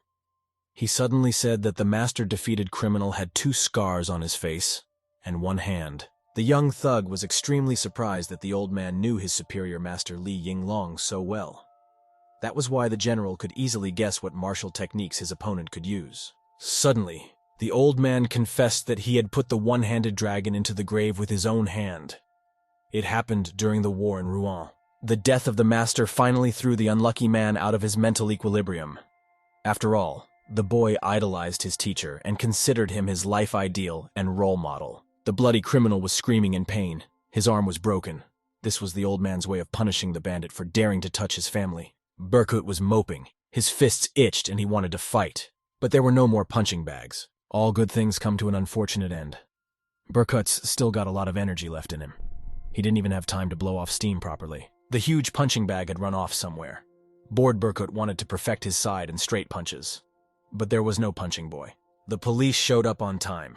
By the time they arrived, the criminals had already been neutralized. The work of the police was successfully done by Berkut and the head of the Shu family. The suspects were immediately arrested. Chung Yuan yelled wildly that he was a citizen of the country of Rouen. The bandit wanted to see his ambassador. The policeman unceremoniously put the bandits into a car. No one paid any attention to the threats of the villains. The pensive old man sat immovably beside his son-in-law. Suddenly, an old acquaintance of the general appeared. That guy with the menacing look is Police Captain Gu. He said he hasn't seen the retired general for a long time. The old man got the captain into trouble again. The police captain reprimanded the old man like a school teacher. He asked the general to stop getting him into trouble.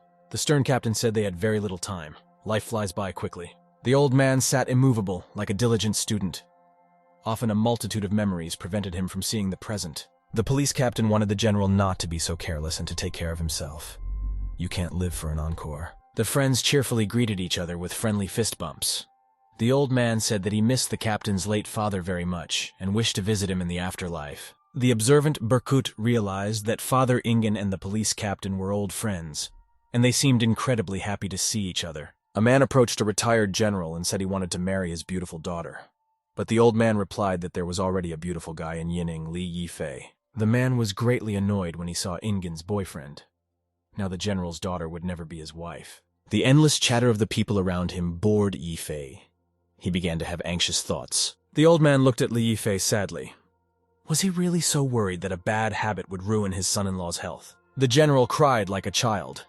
The frightened son-in-law began to comfort him, and he wanted to throw away the villain with the filter. Yifei thought that the old man just hated the smell of cigarette smoke. However, that was not the case. The main reason for hating cigarettes is because of Police Captain Gu. Strange but true. The sad old man searched his memory. He painfully recalled what had happened on the eve of their victory. This brave fellow is young Shu Zhengguo. His reconnaissance team has just successfully completed an important mission. The guy was satisfied with the team's performance and relaxed. It was then that Shu Zhengguo made a terrible mistake. Gu's father, the squad captain, was worried that the young scout's pacifier might give away their location. You can't play with such a toy at night when there are tons of enemies around. The captain ordered him to put out the cigarette immediately. But Shu Zhengguo felt that he had been a real hero during the last reconnaissance mission. Therefore, he decided that he was entitled to a small portion of nicotine. But the kid wasn't allowed to relax. The tasty candy was taken to the kid. The captain suddenly saw a suspicious flashing light. He snatched the smoking toy from the young warrior's hands in a flash. Something terrible and irreparable had happened. It was a terrible, heartbreaking memory. Their location has been revealed. The enemy launched a surprise attack on the squad. Here comes the first deadly surprise from the enemy. No one expected such a terrible gift. The young man was born with his shirt on. He just flew away. After all, the lucky guy was far away from the epicenter of the explosion. When Xu Zhengguo woke up, the enemy had already been destroyed by his comrades. However, 3 fighters from the squad had died. Among them was the captain. It was the captain who saved Xu Zhengguo with the value of his own life. Gu was young then. He was 36 years old. The light of the cigarette gave away the location of the squad. The captain snatched the cigarette from Xu Zhengguo's hands. That's why the fortunate man is still alive. The furious Xu Zhengguo was burning with a thirst for revenge. He ruthlessly led his team into the enemy camp and ruthlessly, lightning-fast defeated the Ruin army. But the cunning Li Yinglong pretended to be dead. Then the one-armed dragon fled the battlefield. A grief-stricken Xu Zhengguo personally buried his battle comrades. But he couldn't bury the bitter, painful memories of that tragic day. Remorse followed him continuously on his heels. Now standing in front of the old man was the son of the dead captain. Apparently, Xu Zhengguo often remembered that tragic day when he saw this man. Xu Zhengguo believed that he was the one responsible for the death of his comrades. The man always regretted disobeying the captain. It was sad that his son grew up without a father. The police captain became a kindred spirit to old man Xu. They never left each other in trouble. Xu Zhengguo regularly provided financial assistance to the family of the deceased battle comrade, until Captain Gu's son grew up and began to earn money on his own. But money can't make amends. Tears came in hail down the old man's face. Captain Gu said that Xu Zhengguo should not constantly torture himself and repent. There is no right or wrong in war. The story of the sentimental retired general moved Yifei deeply. His body still couldn't get its usual dose of nicotine. The men saluted the general. To them, he was a true hero. There are people who protect us and are willing to sacrifice themselves for the good, to save others. They should be respected and not forgotten. Captain Gu assumed that the suspects were a gang of gangsters from South Asia. One of these suspects managed to escape. Someone cheerfully called out to the son-in-law and the head of the Xu family. Who is preventing the police from investigating? Whose slender legs are those? Why are the policemen so flushed and embarrassed? Ingen has brought her mother and younger sister with her. She's worried about her husband's condition. And for Shanshan, the most important thing is that their son-in-law is alive and well. Captain Gu was quite happy to see Ying Ying. He seemed to like the girl a lot. The embarrassed police captain showered the girl with compliments. Inijin introduced her new boyfriend to him. She said that Brother Gu was a very nice man and thanked him for his timely help. Apparently, Captain Gu wanted to be more than just a good person to the girl. When the policeman left, Ying Ying said that her father didn't hear her conversation with Yifei in the bedroom. It was told to her by her younger sister. Ying Ying ordered that Yifei should not tell anyone about her father's racy photos. She wanted her family to always have peace and tranquility. The girl asked me to keep my mouth shut. Her request seemed to come from the heart. The glowing boy vowed that he would not reveal Ingen's father's secret to anyone. Even if he was tortured, he would still keep silent. Here comes the queen of intrigue. She always shows up at the right moment and is ready to do a good deed. The guy finally reached his dream, which seemed to be so out of reach. Fate had thrown him an unexpected surprise. It was a bonus for saving Ingen's life. The dazed boy apologized wildly for what had happened. But he was in no hurry to remove his hands. His palms were glued to the ripe, juicy melons. This was a scene Shanshan hadn't seen in any romantic TV series. She was over the moon. The angry girl asked when the guy could clean up his dirty, lustful hands. Embarrassment and anger prevented her from breathing normally. Inigen quickly brought the boy to his senses with a sharp and strong blow. His hands were free, torn from the woman's charms. The peregrine falcon is considered the fastest bird, but it turns out that Yifei can fly faster than this bird. The boy clutched at the sleeve of the old man's jacket. The Earth's gravity seemed to be gone. Photographs flew from his jacket in different directions. Like carefree butterflies, they fluttered lightly in the air. Who is this mysterious beauty? And what is Xu Zhengguo doing near her? Why such surprised, frightened eyes? What did the sisters see in the pictures? Everyone was extremely surprised and shocked. No one could move from their seats. Suddenly, the general's wife's surprised eyes were covered by a photograph with a seductive beauty. It was a hurricane of miracles. Xu Zhengguo frantically gathered the photos that he had previously hidden so carefully in his jacket. He clearly didn't want anyone to see these mysterious photos. The wife tried to find out what had happened.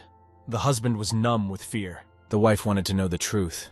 Why did her husband keep these pictures? Ingen realized that the truth always comes out. Sometimes it comes out when you don't want it to. The daughter told him not to panic. She assured me that her father would be able to explain everything. The son-in-law didn't know how this family show would end. Was war coming, or would peace prevail among the relatives? It seems that soon the old man's secret will be revealed and the masks will be removed. How will this affect family relationships? Unexpectedly, Shu's mom picked up a picture. There were more pictures of them scattered around her. No matter how much Shu's father tried to hide them, it was useless. Shu's mom stomped over some of these photos, barely able to stand on her feet. She wondered why Shu's father had kept these pictures. Shu's father opened his eyes wide with a desperate expression. With sweat on his face, he asked Mama Shu to listen to him. While Shu's mom was standing there with the photo in her hand and a puzzled expression on her face, Shu Shanshan tried to approach her. She yelled for her mom to calm down. Just then, Shu's mother, with an angry expression with fury in her eyes, raised her hand at Shu's father. Shu Yingying shouted for her to calm down. With a frightened expression on her face, she tried to stop her. Li Yifei didn't stand aside either. He begged his aunt to wait. However, it turns out the expression of fury on Shu Mama's face was only an illusion. Lightly whipping Shu's father with a blush on her face, she asked why he still kept the photos with their beautiful memories from their youth. Shu's father said that they were too mesmerizing, while the rest of the family fell over in surprise. Li Yifei and Shu Yingying were surprised at this outcome of the situation. They were all very much perplexed. They were also joined by Shu Shanshan, who, although she didn't understand the situation initially, was extremely surprised. With a look of skepticism on their faces, all three of them questioned whether these photos had been taken when they were young. Puzzled, Shu Yingying asked if that was really the case, and if her father was having an affair.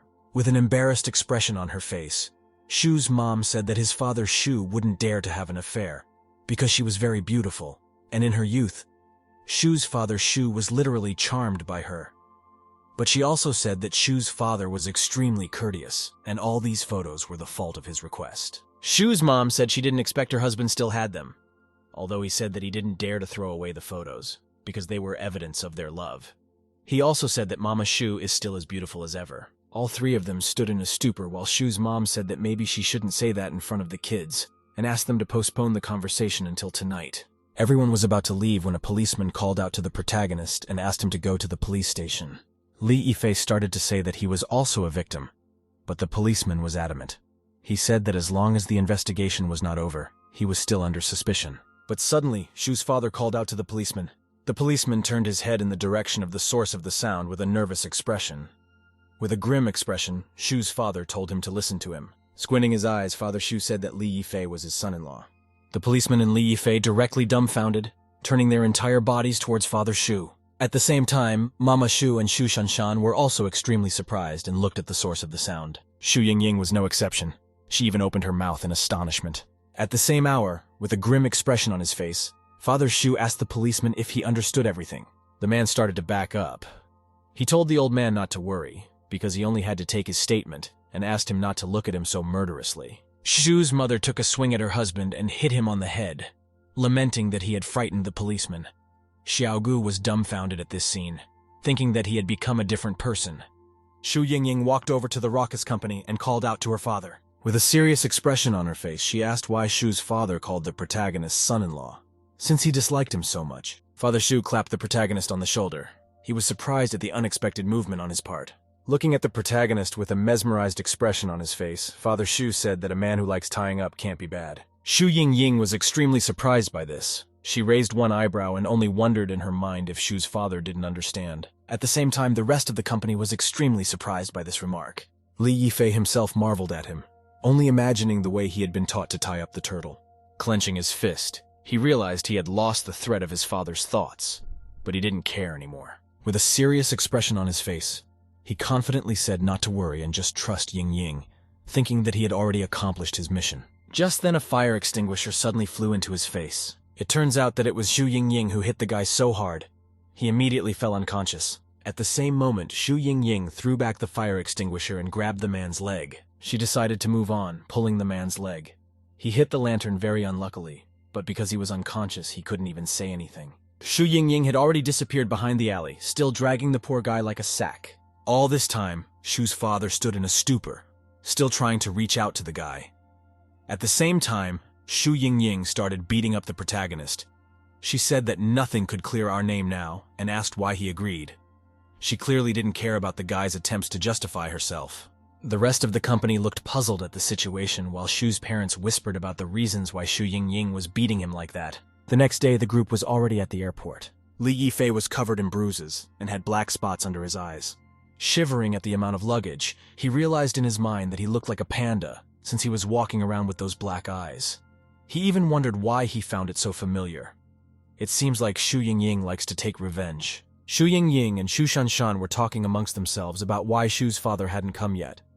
Shu Shanshan said that he was going to visit an old friend, so he couldn't come here.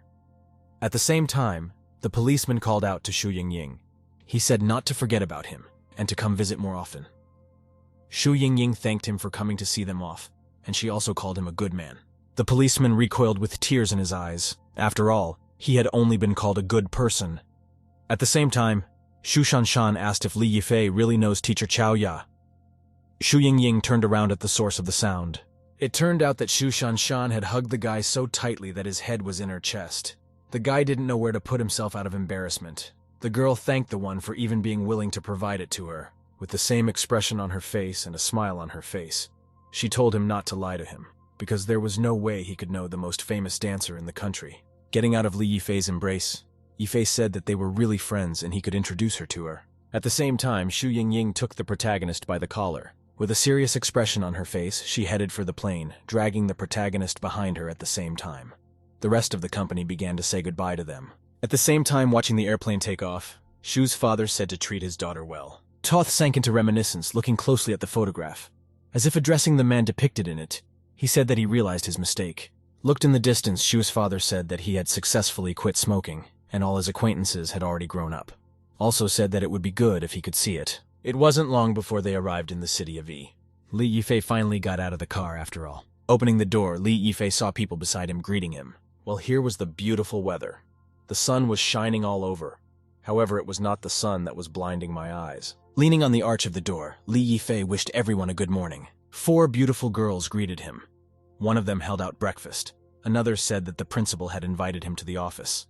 The other 2 praised his looks and success in life. With a wink, Li Yifei said that if that was the case, why don't they have a drink after work today? As he walked on, he heard the screams of the beautiful girls behind him. Li Yifei found himself in front of the principal's door. When Li Yifei opened the door, he asked her why she wanted to see him.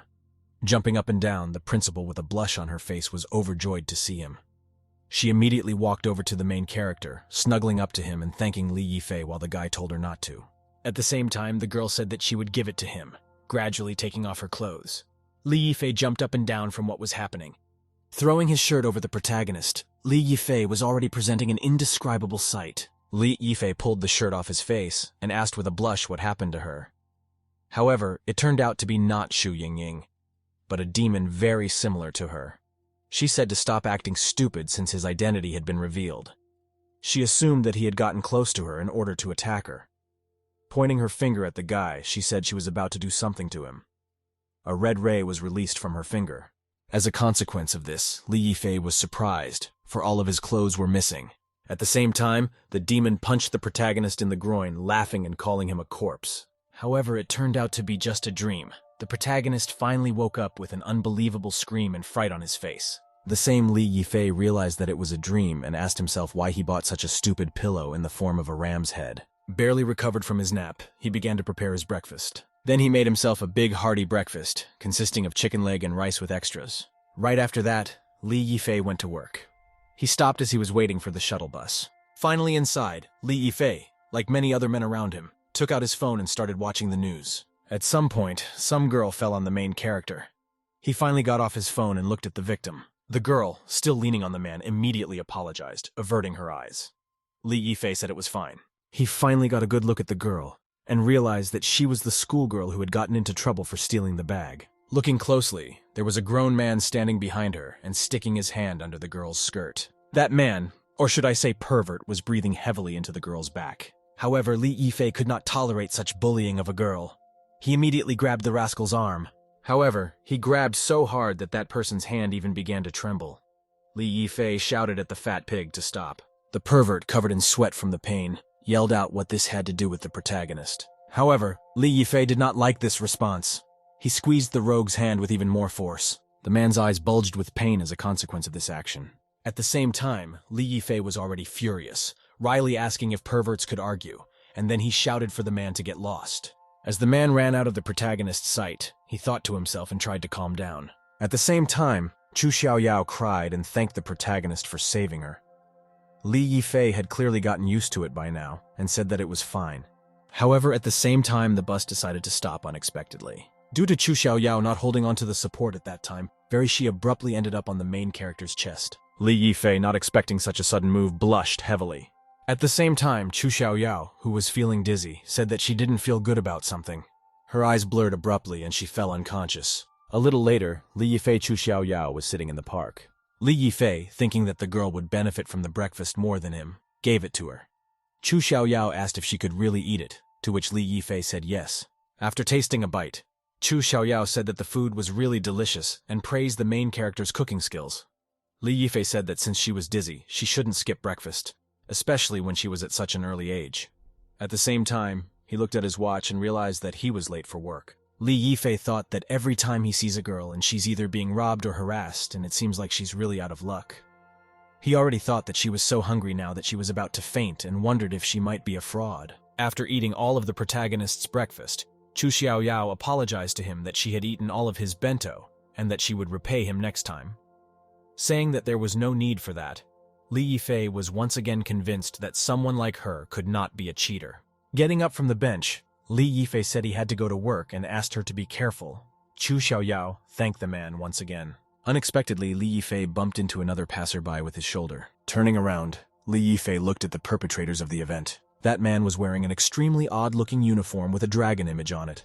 He wore glasses and looked sternly at his surroundings. That man also turned around and looked at the protagonist. The man's servant pointed his finger at the protagonist and shouted how dare he hit his brother. He also said to apologize at the same hour. Turning back, the man told his servant to stop and move on. The man tried to defend his point of view, but was interrupted halfway through the sentence. Here, the man turned around with a smile and asked if he could understand Du Feitan's words. He also said to bring him to him as soon as possible. The servant finally disengaged himself from the protagonist and, nodding his head nervously, followed the man. Li Yifei squinted his eyes and seriously looked at the passers-by. Upon reaching his place of work, Li Yifei saw the Huayang commercial building. Once through the front doors, the man thought he was finally here. After presenting a piece of paper to the girl at the reception desk, Li Yifei said hello and said that he was starting work today and asked to be escorted to the office. The girl said to follow her. After correcting his uniform, Li Yifei thought that now his life was about to change. After following the girl, Li Yifei finally made it to the office door. Fixing his hair and closing his eyes, the protagonist said hello and said that if they needed his help, let them feel free to seek him out. Someone was surprised by his arrival and said that he was as good a time as any. Li Yifei opened his eyes and looked in the direction of the source of the voice. There stood the same man who had sprung the girl from the bus. He was the deputy minister of the logistics department. Tut was clearly not happy to see the man, and said that he hadn't seen a young guy with such determination in a long time and would bring him up. At the same moment, the newcomer was looked at by all the people in the office. Li Yifei was not even frightened by the fact that his boss was the very pervert whose hand he was clutching, but by the fact that his expectations were too far from reality.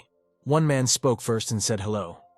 Li Yifei said, "Where are his promised beautiful ladies?" Just like that. Said that very man's hair was flying away. The first female representative greeted them. So she was nowhere near as beautiful as Li Yifei had expected. A middle-aged man also said hello to him and acted cool, showing his music preference with gestures. Li Yifei thought it was a shame to like rock and roll when he was already in his late teens. The supervisor said that if he liked helping so much, next time all the documents would be sent by the protagonist. He said to send the current documents to a neighboring department. The last person to say hello was a girl in a white dress. A certain Michelle said that all the beautiful ladies they were talking about were in the administrative department, and this was the logistics department. Li Yifei was surprised that there was at least one normal girl here, and for once she was pretty. Li Yifei said he was pleased to meet her and looked forward to working with her. Michelle held out the very paperwork to be sent to another department. The boss asked why he was still here while Li Yifei turned back toward the exit with embarrassment. Well, as he walked down the corridor, various thoughts crossed his mind. He thought that this was some kind of misunderstanding, that Xu Yingying would not have gotten the protagonist into such a department. All the same time, the bell suddenly rang. Li Yifei reached into his pocket to answer it. Picking up his phone, Li Yifei saw that Xu Yingying had told him to come to the roof. While pondering what they would do on the rooftop, the protagonist thought that, as expected, Xu Yingying had not abandoned him. He also thought that she was here to comfort him. Running right past the one-time donation poster, Li Yifei headed straight for the roof. After reaching his destination, Li Yifei approached the woman. He, with a serious look on his face, said he was here. The girl was looking at the vastness around her at the time. When she heard that a man had arrived, she said that she really needed his help. Li Yifei flinched as he realized that this was very serious. Turning around and holding the phone in her hands, Xu Yingying said that Xu Shanshan wanted to check on them again. She said that he was busy, but that didn't help. She asked to pick up the phone and be ready to answer when the girl called later. Looking at the woman's phone, the protagonist said of course she would, wondering if she really called him for such a trifle. Holding out the phone of the protagonist, Xu Yingying said that she is obviously trying to test us if they are not together to expose them one simple call. Li Yifei said he understood and picked up the phone. The man said hello and asked why Xu Shanshan was looking for him. So out of breath from her dance class, she asked if he was really with her sister. She's doing what's obvious they're together. He's just been shopping for breakfast. Xu Yingying wanted something light, so he went to the supermarket to buy bamboo shoots and cook porridge. On the other side of the phone, Xu Shanshan's desire to eat was heard. Li Yifei also said that he would also cook for her when she arrived. She said that she would not stop the man from cooking for her sister, and said goodbye. Li Yifei exhaled, saying that it was finally over. However, Xu Yingying interrupted, saying that it wasn't over yet. With a serious expression on her face, she said that Xu Shanshan was going to stay at their house soon, so he should move in with her. Li Yifei walked back to his office in contemplation of what he had just heard. Then Xu Yingying told him to come home in a few days. The protagonist asked why he should do that, since he didn't want to interfere with the problem between her and her sister. Right after that, Xu Yingying said that she would transfer him to the pretty girls department if he did. Li Yifei thought that he would have to deal with her again. Just then, from behind the door, he heard the name-calling of someone in the office. The full-figured woman said that Michelle's boss asked to come to his office again. Li Yifei couldn't believe his ears and asked if this had ever happened before. The same Xu Yingying said that she saw him touch Michelle for the last time. Li Yifei was clearly angry, and with rage in his face was about to walk into the boss's office, while the other employees were scared because of the guy. What was happening was what Li Yifei feared was happening. Michelle was too close to the supervisor at that time and said, "Don't do that." At the same time, the boss was saying with a nasty smile that she had just entered the working world and didn't understand a lot of things. Hearing Li Yifei slamming the door, the supervisor asked who it was who walked in without even knocking on the door. Immediately afterward, Li Yifei threw the documents to the supervisor right in his face. Putting on a pompous pose, Li Yifei asked the boss to excuse him because his hand had only slipped. Michelle looked joyfully at her savior. Holding the girl's hand, Li Yifei said as they walked, wiping the papers off his face. His boss was visibly angry, and said to himself in his mind that he would remember him. At the same time, a group of people gathered near the collapsed houses. Unexpectedly, standing in a puddle of muddy water, the man shouted. The man said that he had heard from his servant that the sage knew the whereabouts of the members of his syndicate. That very person turned out to be the passerby who passed by the protagonist. With his hands behind his back, he said that he was the best fighter of the Nan Chen gang, but also said that although the syndicate of people standing opposite was stronger than him, however, no one in Asia who insulted that man's syndicate would have a good ending. The man squinted his eyes and asked who that wise man was and said to quickly tell everything. But they weren't interested in talking. One of them was quietly smoking a cigarette. The other man, however, said that they were not wise men. This revelation came as a shock to the man. The man grabbed his servant by the throat and asked how dare he deceive him. The man did not expect such a sudden move and asked his boss to listen to his explanation. Then the man clearly didn't want to hear the words. He said that if he dared to humiliate the best fighter of their gang, he must be looking for death. Suddenly a voice came from behind. At the same moment, another hand pierced the man's chest, and the owner of that hand said that he was called the Sage. As soon as the man dropped dead, the very men across the street bowed and politely said that they had figured out the whereabouts of one of the gang members. Turning around, the Sage said that the dead man was a profile sent by the syndicate to investigate a case. The man had been following him for a long time, but he didn't suspect him at all. He also said that it was not surprising that this syndicate was considered third-rate since it was made up of only losers. Throwing off his upper clothes, the man said that he had investigated everything, and had learned through Dufetian that the gang was also looking for these people. He said that it seemed like everyone in the syndicate had turned against each other after the two were put away. Looking at the corpse, the Sage said to show the one who dared to steal goods from the best terrorist syndicate in the world. At the same time, one of the gang members, the one who had undergone plastic surgery, was in prison. He was surrounded by other prisoners. It was already evening. Li Yifei was on his way home from work. He stood on the subway and held onto the handrail, completely immersed in his thoughts. Well remembered how Michelle apologized for giving the main character a hard time.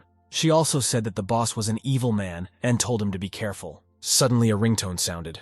Li Yifei put his hand into his pocket to take out his phone. It turned out that it was Xu Yingying who had written to him and told him to come to her house because they had something to discuss. After sorting out his affairs, Li Yifei had already come to Xu Yingying's residence at night. After standing in front of the eye and confirming my identity, the door was opened. I went into the main character's room and saw an extremely cozy interior. The guy looked around and said what a stylish villa it was. Walking up to the main character, Xu Yingying said that he had come to ask him to sit at the table and provided him with 2 cups of tea.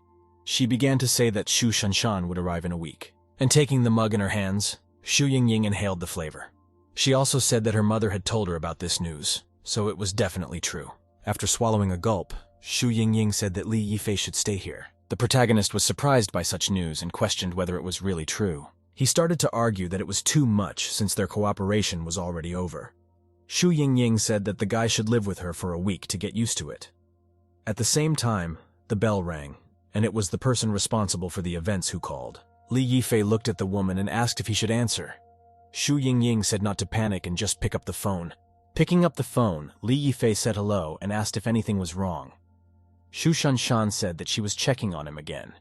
She asked how he was doing and whether he was with his sister or not. Li Yifei confirmed everything and asked why she was awake at such a time. The girl said why she had to go to bed so early. Intercepting Xu Yingying's phone, Xu Yingying said that it was obvious that they were asleep and what Ta wanted. Xu Shanshan said not to shout, since how could she know that they were sleeping? She also asked to be allowed to say something.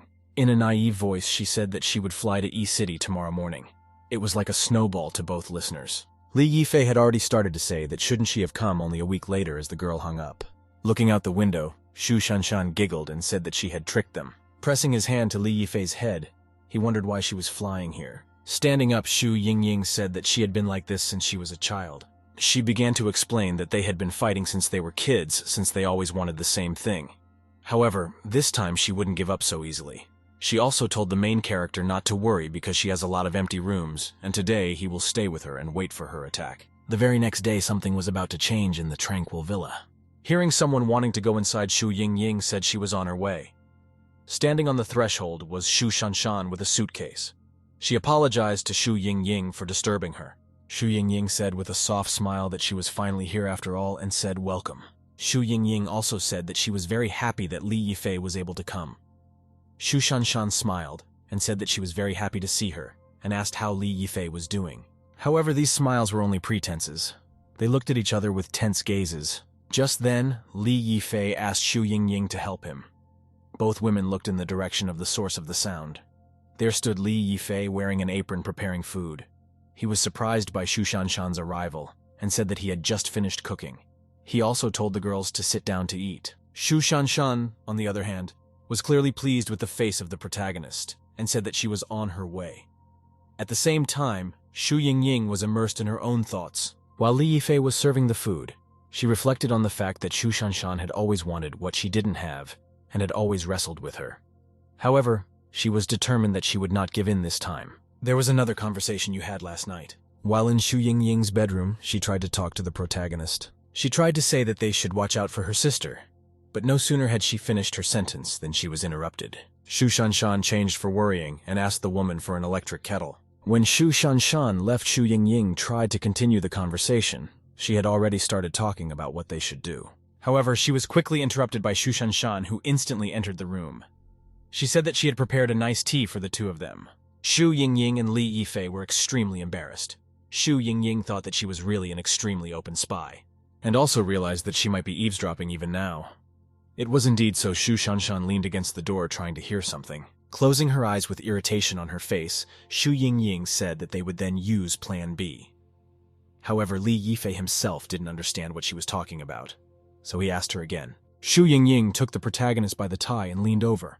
By inertia, the protagonist knelt down and asked why he didn't know about the existence of Plan B. The girl was sitting in her office uniform in front of her computer.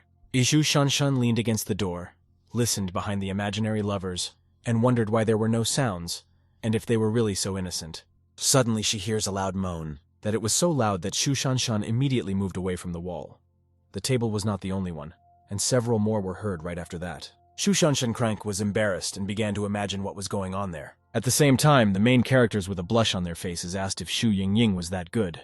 Closing her eyes from the reddening in her face, Shu Yingying awkwardly replied that she felt very good. But Li Yifei started to say that Shu Yingying was working, and he had learned some massage techniques that would help her relax.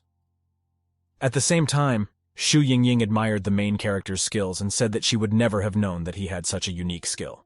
As a result, Shu Shanshan couldn't sleep all night because of the moans in the other room. The next morning, the weather was beautiful.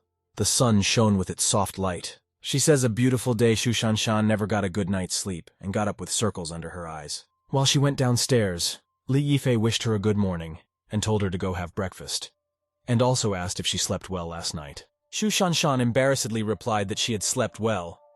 Clearly remembering the events of last night, she blushed heavily. Immediately after that, she ran out of the room saying that she wasn't feeling well and asked to eat without them. Li Yifei looked at Shu Yingying with a puzzled look.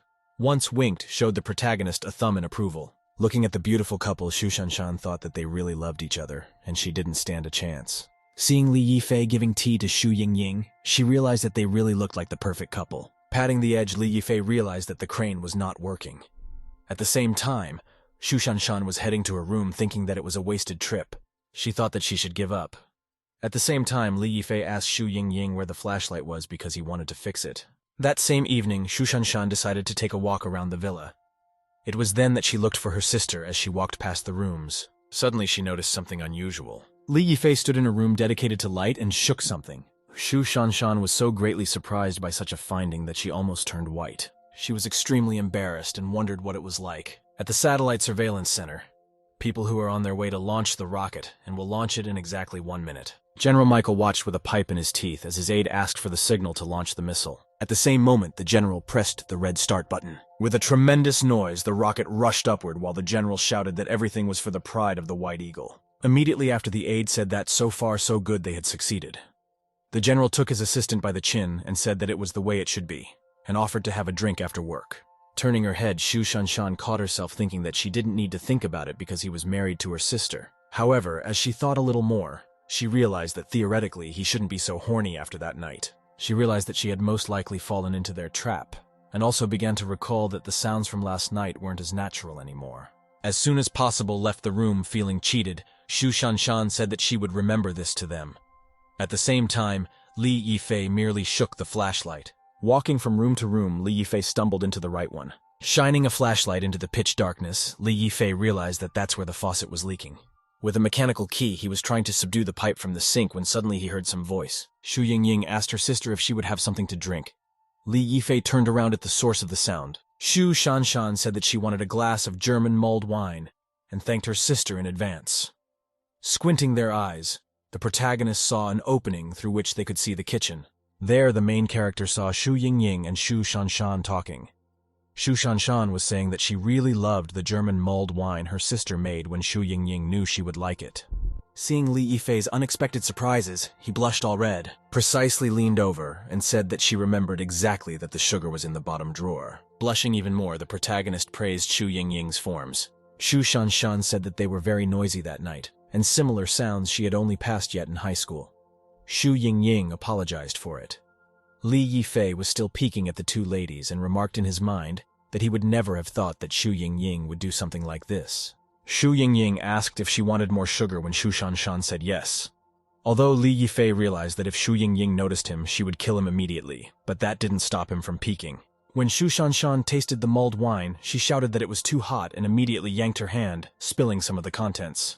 Immediately, Shu Yingying poured all the mulled wine into the sink and said that she would redo everything. However, because Li Yifei was trying to fix the pipe and it wasn't very tightly secured, some of the contents began to spill out. Unfortunately, it hit right on the bottom of the man's apron. Felt in the boiling water of a vulnerable part of her body, Li Yifei barely restrained himself from screaming. The women walked out of the kitchen while Li Yifei, with all his might, he wished they would leave as soon as possible. Immediately after they did so, Li Yifei ran out with a red stain on his apron.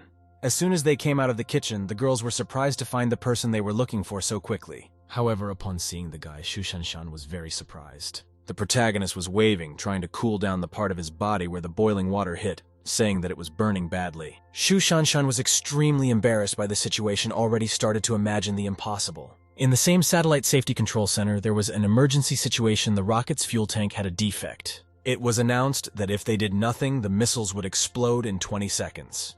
The general kept trying to reassure his aides, telling them not to worry when the girl asked what they should do. Here, the man realized that they still had a chance to disconnect the second booster and allow the rocket to launch normally. Slamming the table, he announced his plan. When the aide had already started to realize the negotiations with the support service, the aide had bad news for the general. Turns out the missile exploded. Blushing and interrupted by her fantasies, Shu Shanshan suspected something amiss. At the same time, Shu Yingying handed the protagonist a rag and told him to wipe the stain with it. In her thoughts, she went into Sherlock mode. She wondered if they hadn't been doing this last night, why the hair would shoot from behind his rocket, leaving such a big stain on his pants. Coming to the conclusion that they had a fake relationship, she pointed her finger at Shu Yingying. Glowing from her thoughts, Shu Shanshan thought that she would soon take the toy away from Shu Yingying. The two revealed lovers asked each other what it was about Shu Shanshan, however. Neither of them had a clue about what was going on in her head. Toge Shu Shanshan walked out of the room with a confident step and said that she would be back soon. Li Yifei told her to be careful. With her intuition, the woman realized that Shu Shanshan was up to something. Li Yifei took the hint and said that he would be careful. At the same time, the door opened. This Shu Shanshan waved, and from the other room and called out to the protagonist. She said that the air conditioner was probably broken and asked the guy to look at it. After checking the air conditioner, Li Yifei said that there was probably nothing wrong with it. Shu Shanshan asked him to check it again. Didn't turn her head, Li Yifei asked confidently that it was the remote not discharged. At the same time as he wrapped his head around a pillow flew into his face. She flew straight to her destination. Into the pillow from his face and sitting down on the bed, Li Yifei asked what Shu Shanshan was up to. When Shu Shanshan returned, she said that since Shu Yingying didn't want to wash his pants, she could do so and told him to take them off as soon as possible. Li Yifei was surprised by this since he thought it was not tactful. Blushing, Shu Shanshan asked what he was waiting for. Li Yifei embarrassedly told her to wait. Recoiling, Li Yifei asked if she was afraid that her sister would find out about it. A reference on her face, she pulled down the guy's pants and asked what his relationship with Shu Yingying was. Li Yifei tried to cover his intimate place with his shirt and asked Shu Shanshan to stop. This is where Li Yifei imagines a nurse. He says it's been a long time since the last time one can still do it. She also tells me not to worry because the injection will be painless. He is interrupted from his fantasies, however, realizing that only if the nurses on the battlefield possessed such agility. Covering herself with a pillow, Li Yifei says let it be as she wants only for her to quickly wash her pants. At the same time, Shu Shanshan abruptly grabbed her hands onto the pillow that Li Yifei was holding. The girl, blushing seductively, asked if he was really her sister's boyfriend. While Li Yifei was asking what Shu Shanshan was doing, the woman kept saying that she saw what Li Yifei was doing recently. She said that she had the proof right under her hands and told him to put them away. Also abruptly, Li Yifei thought of continuing in his imagination and caught himself in the unworthiness of such thoughts. At that moment, the door opened abruptly. Shu Yingying took off her heels and asked if Li Yifei had seen her car keys because she had forgotten to take them. And not hearing the protagonist, she also asked where he was. At the same time, Li Yifei and Shu Shanshan glanced at each other. Shu Yingying was already beginning to wonder what Li Yifei and Shu Shanshan were doing. She approached the room they were in. At the same time, Shu Shanshan thinks this is the chance she has been waiting for. Shu Yingying finally opened the door to the room. Looking around, she asked if they were here. However, the room was empty. Shu Yingying decided to walk a little further. She was just passing by the bed. Right behind her lay the main Shu Shanshan. The lower part of their legs were covered by a successfully lowered blanket. Li Yifei was also covering Shu Shanshan's mouth. She tried to free herself, but due to the main character's strength, she couldn't. Then Li Yifei noticed some blue piece of cloth hanging from the bed. Looking over, Li Yifei noticed that it was Shu Shanshan's shorts. He covered himself in sweat and bewilderment. Li Yifei was extremely frightened and made a sullen face. He was now wondering how did this happen. His imaginary hair immediately fell out of his face, and he started smoking a cigarette from somewhere. He was beginning to realize that it seemed that when he dragged Shu Shanshan down, he had accidentally taken them off. Looking again at Shu Shanshan's body, he suddenly realized that she was now naked under the blanket. However, he still didn't understand why she was smiling like that. He shouted to himself in his thoughts that her sister was here, and if she saw them, they wouldn't be able to prove their innocence. Here he noticed that she was trying to say something and prayed in his mind that she would not say anything in this situation. Meanwhile, in Shu Shanshan's thoughts, there was only a wish that he didn't press down so hard.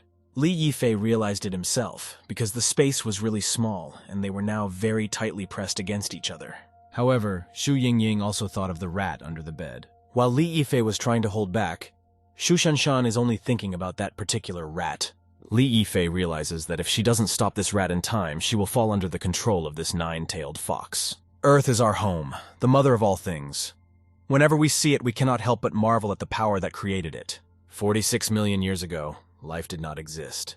Earth was nothing more than a free family, much like purgatory. And who knows on what day? But one day it rained heavily. A later generation proclaimed that it was God's command. The heavy rain wet the earth, made life possible. The sky, wind, and sun came in contact with the earth.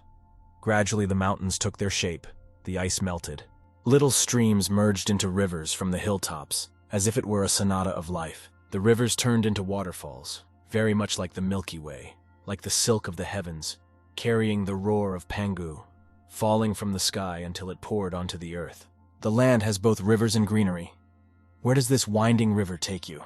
They actually connect to each other. Even the late Beethoven's Fifth Symphony doesn't sound fresh because I'm running water, a form of life and a song of praise for life. It's the river finally reaching the sea, creating life. However, some person is trying to obstruct this stream. Barely staying on his feet, it was Li Yifei who kept shouting for that jet to stop. However, Li Yifei was unable to hold back this flow. With a furious expression on his face, he was still trying to do it. He was saying they couldn't create life. Slamming the door, Shu Yingying finally left. Li Yifei, barely enduring what was happening, finally opened his eyes. Shu Yingying, already outside the door, said that she had found the keys after all. The guy apologized to Shu Shanshan and said that he would slowly get up. However, Shu Yingying grabbed onto the main character's shirt. Li Yifei clearly did not expect this development. However, Shu Shanshan looked at him with wizened eyes, still also not letting go. The guy was saying that this was wrong while Shu Shanshan was still trying to grasp onto him. The next day, Li Yifei came to the office. Nevertheless, he had gotten absolutely no sleep and was walking around with circles under his eyes. Both women in the office saw what looked like clouds gathering over the guy and asked each other what he was so lethargic about today. The second woman said he'd probably been playing all night. Finally ending up in the shuttle bus, Li Yifei realized that work was over and he should go back to those sisters. However, he was suddenly called out by Chu Xiaoyao. Li Yifei turned around to the source of the sound. It turned out that she was sitting right next to him. She began to ask the protagonist if he had just finished working, to which Li Yifei replied in agreement. Li Yifei asked if she was coming from her studies. She said she was, but now she had to go to work because she was participating in the work-study program. Suddenly a wasp flies in from behind the window and lands on the girl's skirt. Li Yifei tells Chu Xiaoyao not to move because there's a wasp on her. The girl screams for him to chase the wasp away. Suddenly, however, the protagonist's hand is grabbed and he is told to stop. A statuesque girl, apparently a policeman, walks up to him and she says she's gotten the report since then. She's been waiting for it. With an abrupt motion, she cuffed the man. After presenting the documents, she told him that if he had anything to say, he should wait until they got to the police station. Li Yifei slammed himself on his face at such an injustice. You can in your police station, someone starts apologizing to the protagonist. The deputy chief at the police department, they say she's just a rookie and doing things recklessly and ask her to forgive her. Li Yifei with a calm face says that it's fine. Even the girl said that she was really sorry and she introduced herself that she was an intern. She also promised to help him if he has any problems in the future. Staring at the girl, Li Yifei blushed in his mind and only thought about how beautiful she was. However, he quickly got rid of those thoughts because she was protecting the people, and he should respect her. She didn't stop him from periodically glancing at the woman's form. He said I was already a pleasure to meet him, but it was time to go. She girl caught that shameless look and blushed. Despite her boss, Lin Qiang asked him if he had seen his eyes since a normal person couldn't do that. At the same time, the policeman wondered what she was talking about. However, the woman became even more angry at her boss's bewilderment. At the same time, Chu Xiaoyao asked the protagonist why the girl was so angry. When Li Yifei with a confused face said that he had no idea, Chu Xiaoyao suddenly asked directly. Not because he was staring dignity. Li Yifei from such a direct question spilled whatever he was drinking right at that moment. At the same time, the trainees said that if they were careless to let go of the perverts who prey on underage girls, they would undermine the citizens' trust in them. And the protagonists finally realized the thought process of such cops. Immediately after Lin Qiang said this, the policeman slapped her on the head again, ordering her to stop talking nonsense. With a manly expression on his face, he said our two heroes could go. A policeman even volunteered to open the door. However, we were not the only ones who entered the office. Li Yifei was surprised by the unexpected guests. Many of them looked oddball. However, they all looked like some kind of special agents. The policeman recognized the people who had come in and asked Lin Qiang to take care of them, to which she replied in agreement. Li Yifei squinted his eyes and tried to pore over his memories of where he had seen this man. Meanwhile, the guy walked past the protagonist with a smile on his face. However, he caught himself thinking that the main character had some kind of intense, murderous look. At the same time, Lin Qiang only looked at the man with curiosity and thought about how handsome he was.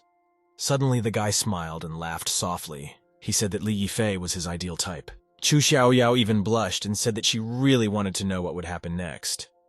At the same time, Li Yifei shuddered in disgust and shouted that he didn't need to continue. She asked if the man could show her his ID. The guy politely said yes. Opening the card, he showed his ID. But it was unusual because they were Interpol. Meanwhile, the Huarong Hotel was as full of life as ever. A mysterious voice called to some man. While he was being provided with certain services, he asked if he had found Burkett. The man asked what he was afraid of. That voice, he was trading already with them.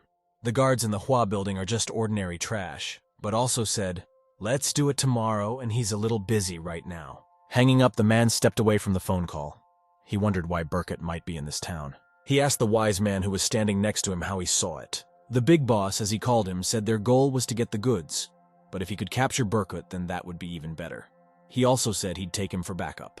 At the same time at the police station, the same group of people were talking about their information. They said that from the recordings that they had gotten from the surveillance system, they had found out that 3 dangerous transnational terrorists are now in our country. He introduced them as people from a terrorist group called Plastic Warrior. He showed the pictures. Showing a picture of a sage, he said their leader, Sang Jae. He is the strongest and fastest in the group, yet no one knows his age identity or what he looks like. After that, he would show a picture of the assistants. One of them, Wang Da, the original security guard of the drug trafficking organization, Golden Triangle, was fired, fled, and eventually joined the Plastic Warrior, and became responsible for their drug trafficking. He then showed a picture of Captain Victor, originally vice captain of the famous Alpha Group. After he left, joined the Plastic Warrior and became their weapons specialist. The man said the 3 were the most notorious members of the group and had an important motive for entering this country, who said their current goal is to capture them before they do anything. Contact a group of police officers. They said to expect help. With a serious face, he said that before he started talking about shady things, they made sure to keep up with their investigation. The policeman raised his hand and said he had a question. The man patiently said he was free to speak his mind. With a serious face, the policeman asked since this case was so serious how they would be coordinated. The man said he would have to take command. He introduced himself. He said his name was Beyonce Medici, that he was from Interpol in charge of fieldwork. He also introduced his assistants.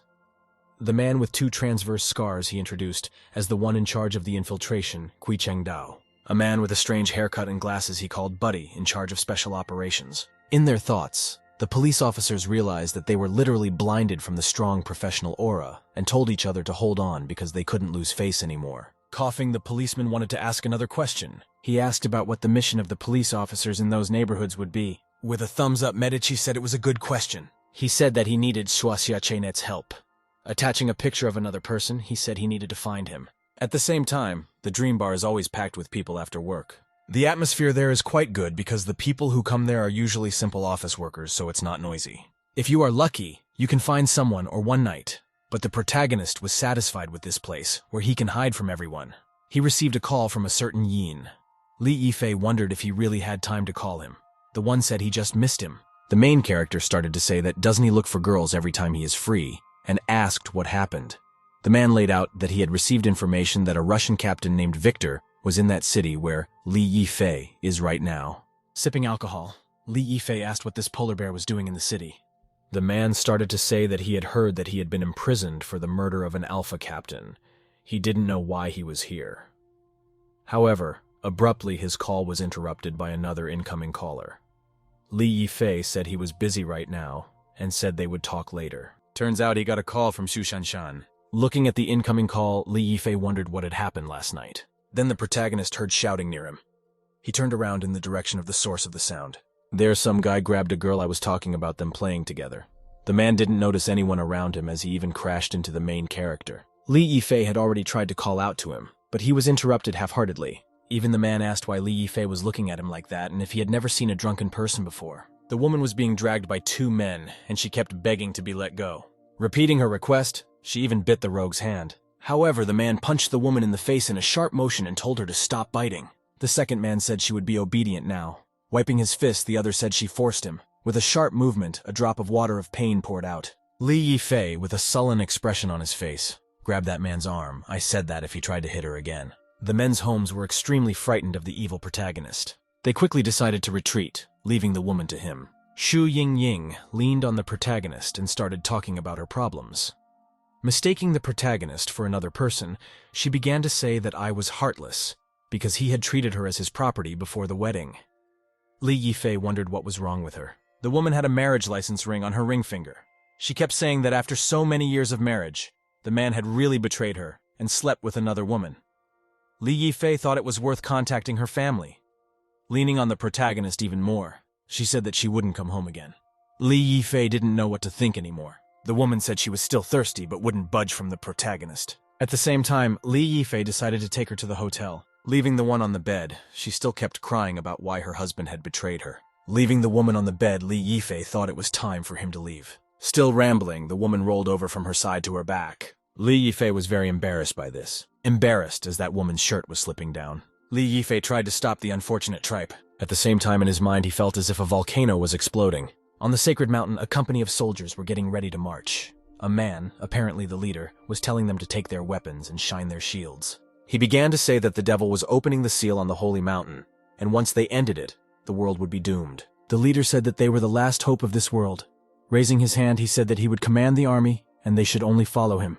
For that way I would be able to protect the world. He reiterated that their goal was a sacred mountain surrounded by monsters. After cutting off the head of the first enemy, he told the soldiers to go forward. At the same time, Li Yifei took a blanket and tried to cover the practically naked woman. However, the woman stopped the protagonist's hand. The guy was extremely embarrassed by this action. At the same time on the battlefield, a powerful spell flew into the army, scattering dozens of bodies. Some woman was laughing at the warrior. Sitting on her throne, she was telling the hero to humble himself, for he could not prevent them. With a serious face, the warrior said that there was no way he would let that happen. He made a casual jerk who said it was time to die, however the woman deftly dodged the all-too-obvious attack. She hadn't expected this, barely having time to turn around. The woman made her big smirk, clearly up to no good. With black ribbons, she wrapped around the warrior and shouted to the rest of his army that they would all die. And he realized that the seal was about to be opened. He thought it looked like it was time for his tactics.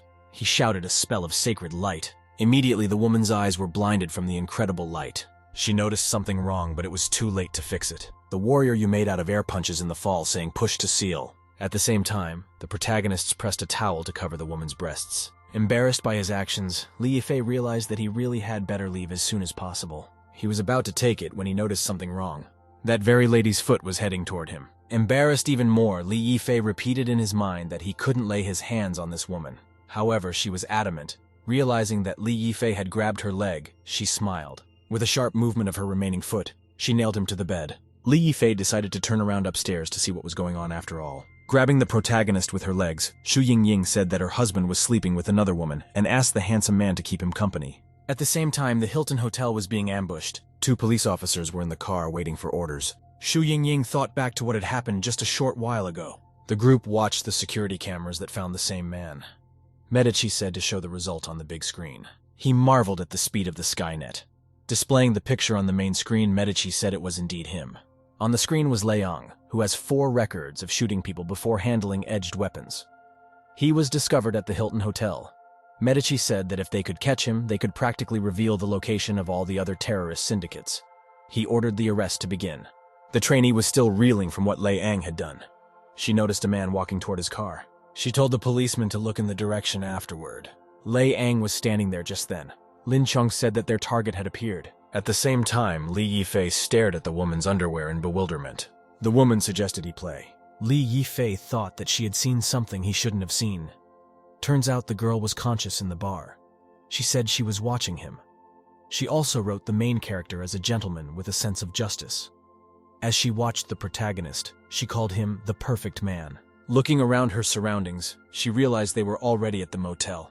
Right after that, she said they should start and sat on the protagonist's face. Li Yifei thought, what was this fragrance? What was this source hidden amongst the flowers and mountains? He realized that he couldn't just give up. The man tried to find a way out of the situation while the woman told him to keep going. At the same time, a ringtone was heard from the main character's jacket. The woman turned around at the outgoing sounds. The second Li Yifei realized that this might be his chance. Breaking free from the woman's grasp, Li Yifei picked up the phone. Xu Yingying asked him why he wasn't home at this time and where he was right now. Li Yifei said that he went to see a friend and that she shouldn't wait for him. Xu Yingying started to say that she had never heard about friends from his mouth. While Xu Yingying was trying to assume something, the woman in the hotel took off her underwear. At the same time at the Hilton Hotel, in the car, Lin Qiang was saying that their target was fleeing. She also asked where their reinforcements were to surround the area. The man said that they would be here soon, so they just had to wait a little longer. Unable to resist, Lin Qiang opened the car door and told Lei Ang to stand. The cop, who was her partner, radioed in to say the operation was starting right away. Seeing Lin Qiang's sudden movement, Lei Ang ran away. The girl led the chase, but no sooner had she looked into the alley than she lost him. She began to look around as she realized he couldn't have gotten that far. Turns out he'd been on top of her the whole time. Saying she was caught, he came down from above with a knife, trying to make an accurate stab. With a death wish, the man smiled. However, Lin Qiang wasn't short-sighted and blocked the attack.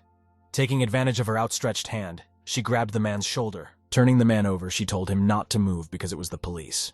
Realizing things were bad, the man tensed up. However, it turns out that wasn't the only knife the man had. Right out of his other pocket dug another one just like it. With a sharp movement of his hand, he pointed the knife behind his back where Lin Qiang was. With a hand to stop the unexpected attack, the girl cried out in pain. Lei Ang made a sharp movement with the same knife and freed himself from the woman's grip. He threw her back enough that she covered herself with both hands. However, such a movement cut the woman's clothing right in the chest area. Lin Qiang cried out in pain. Lei Ang smiled evilly and began to swing. He punched the woman right in the stomach and toppled her over even further. Tipped it over with such force that it clipped into the other wall. With a stomp of his foot, Lei Ang approached Lin Qiang. Twirling the knife in her hands, the man said that she had indeed tried to single-handedly defeat him. Licking it off, he said she was flirting with death. Realizing that things were not good, Xu Yingying reprimanded. However, that's when her partner sped up. He said he found her and started calling for the others. Trying to become Xu Yingying said that she would not be able to escape today. It turned out that the police had already surrounded this alley. The policemen with guns started running up to Lin Qiang. One of them asked if she was all right. Raising the gun at the perpetrator, the man said to put his hands in the air. Lei Ang realized that the policeman was already here. He had nowhere to run. Suddenly, however, he noticed the barbershop statement. He threw the knife in his direction. Turns out his goal was to break the statement so it would block the cop's path. With this trick, a huge sign prevented the cops from catching up with him. The man began to run away rapidly. He climbed up this sign and already climbed higher on the building with the help of the pipes. The police officers ran up to Lin Qiang and asked if she was all right. Realizing that they let the criminal go and informed their companions. They realized that the man had fled to the hotel. At the same time, the main character had his own atmosphere. While the woman snuggled against the protagonist's back, the protagonist tried to convince Xu Yingying that multiple voices were the norm since he was in a bar. However, Xu Yingying changed the subject. She said that Xu Shanshan hadn't been home since yesterday.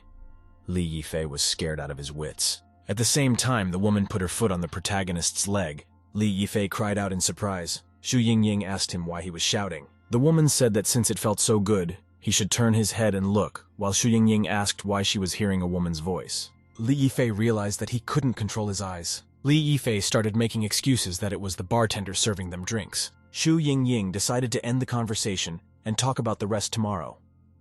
At the same time, the woman started to say in a seductive voice that Li Yifei was really naughty because he was having an affair while a girl was calling him. She so inquired more honestly, or another part of his body. Li Yifei groaned at this. The woman on the other end of the phone was wondering what was going on. Li Yifei hurriedly ended the conversation, saying that he had something to do right now and was hanging up.